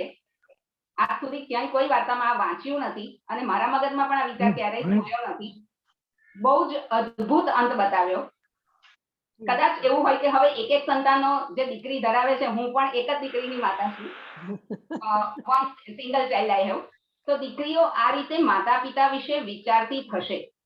એમને ખરેખર બહુ જ કેર હોય છે. છેલ્લા 5-7 વર્ષમાં પરણેલી દીકરીઓ મેં જોઈ છે, તો અમારી જેમ એવું નથી સમજતી કે મા બાપને ઘેર વર્ષમાં 1-2 વાર જ જવાય કારણ કે આપણું ઘર મૂકીને ન જવાય. એ લોકો 2 ધડક પોતાના મમ્મી પપ્પા બીમાર હોય તો દોડીને આવે છે. સાથે એમના પતિને પણ એટલા જ પ્રેમથી લઈને આવે છે. એ લોકો બંને બાજુ સંતુલન જાળવે છે, જેમાં કદાચ હું ફેલ ગઈ છું. આ પ્રોગ્રેસિવ વાર્તા મને બહુ જ ગમી, બહુ જ સુંદર હતી. Thank you. Thank you very much Alpaben. That was a very candid opinion. તો મિત્રો, અન્ય કોઈ મિત્રો those who would like to share, તે લોકો પ્લીઝ અમને કહી શકો, નહીતર આપણે એના સમાપન તરફ જઈએ છીએ. We are almost crossing our time for going to 2 hours. આપણે એ દિશામાં જઈ રહ્યા છીએ. પણ બહુ જ આનંદ એ વાતનો થયો યામિનીબેન કે આજે ફરી એક વખત એ સંયોગ થયા કે 2 જુદા સમયે જુદા સ્થળના જુદા પરિવેશના લેખિકાઓ ને લગભગ મા દીકરીના વિષય પરની એક સરખી વાર્તાનો સમન્વય થઈ જાય છે. આ આપણે અંગ્રેજીમાં કહીએ છીએ કે the facts are stranger than the fictions, કે આપણે વાર્તાઓ ગમે તેટલી કરીએ પણ હકીકતો એનાથી પણ વધારે વિચિત્ર હોઈ શકે છે. એટલે તે આજે અહીં આપણી સમક્ષ વધુ એક વખત આવ્યું અને બહુ જ આનંદ થયો. બંને લેખિકા બહેનોએ ખૂબ સરસ રીતે કોઈ સરસ નકશીકામ કરેલું હોય તેવી સરસ વાર્તાઓ આપણને આપી. એના વિશે એમણે કેન્ડિડ વાતો પણ કરી. પોતાના જે પ્રતિભાવો છે તેમને પણ સાંભળ્યા. પ્રોફેસર ડોક્ટર સંધ્યાબેન આપણી સાથે બારડોલીથી જોડાયા, અલ્પાબેન વડોદરાથી જોડાયા અને પોતાની રીતે સરસ વાતો એમણે કરી. થેન્ક યુ વેરી મચ બંને લેખિકા બહેનોનો, યામિનીબેન આપનો, અને જેમણે પાર્ટિસિપેટ કર્યું એ સૌનો પણ ખૂબ ખૂબ આભાર માનીએ. મિત્રો, આ કાર્યક્રમ ભલે અત્યારે આપણી સાથે જોડાયેલી સંખ્યા ઓછી હોય પણ આપણે એને યુટ્યુબ પર પણ મૂકીશું એના રેકોર્ડિંગને, અને એ લાંબા સમય સુધી રહેશે. કારણ કે આજે બંને લેખિકા બહેનોએ એની સાથે બહુ સરસ વાત કરી છે અને આ એક અવસર હોય છે કે વાર્તા વાંચવી એના કરતાં એના લેખકને મળીને એની સાથે વાંચવી. એટલે એ અવસર આપણને આજે મળ્યો ફરીથી. બંને બહેનોએ પણ ખૂબ સરસ કોઓપરેટ કર્યું. આપ સૌનો ખૂબ ખૂબ આભાર માનીએ. મિત્રો, આભાર આપણે ગુજરાતી સાહિત્ય પરિષદનો, પ્રમુખશ્રી અને એની સમગ્ર ટીમનો, મહામંત્રી મહોદયા કે અમારો મિત્ર રાજન ભટ્ટનો પણ, કે જે ઉપક્રમને જાળવી રાખવાના માટે અમને હંમેશા પ્રેરિત કરતા રહે છે. થેન્ક્સ અ લોટ એવરીબડી. કાર્યક્રમને સમાપનને માટેની પરમિશન અને આપણે વધુ 2 લેખકોને મળીને વાર્તાના 12મા પ્રસંગે ફરીથી ભેગા થઈશું. Thank you very much. નમસ્તે. Thank you. આજે બંને બહેનો છે એનો ખૂબ આનંદ. પ્લીઝ અલાઉ મી કાર્યક્રમને. ભાઈઓમાં મેઇન નરેશભાઈ છે ને એટલે બધું આવી ગયું. નહીં, આજે વાર્તાકાર બંને બહેનો પાછી બંને દીકરીઓને માની જ વાત કરતા હતા. એકદમ. હા, એક વાત કહી દઉં ખાલી કે આ જનકભાઈએ જે આર્ટિકલ લખ્યો છે એમાં પહેલું જ વાક્ય એવું લખ્યું છે કે આ કેવો યોગાનું યોગ કે 2 લેખકની વાર્તા એક જ થીમ પર હોય ને આપણે ન માની શકીએ કે બંને લેખકોએ એકબીજા સાથે વાત કરી હોય. તો એવી જ વાત આજે પણ બની છે કે મારે ને પારુલબેનને એ વિષયમાં કઈ વાત નથી થઈ કે કયા વિષય પર વાર્તા આપી છે કે આપી છે, ને તે છતાં એક જ થીમ નીકળ્યો અને એ હોવા છતાં પણ બહુ અલગ અલગ વાર્તાઓ કહેવાય. એનો પણ મને તો ખૂબ આનંદ છે. તમે અમારા જનકભાઈનો આ લેખ પ્લીઝ અમારી સાથે શેર કરજો.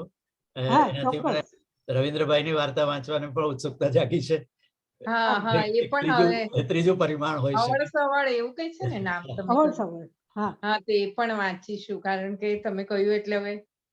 હા, એ એમની પાસે જ માંગવી પડશે. હા, એ તો વાંધો નહીં. Thank you very much everybody for wonderful conversation also. આપ સૌ આવો છો તો આ કાર્યક્રમની સફળતા હોય છે. નમસ્કાર. કાર્યક્રમ પૂરો કરવાની ઇજાજત. આવજો બધા. આવજો. Thank you.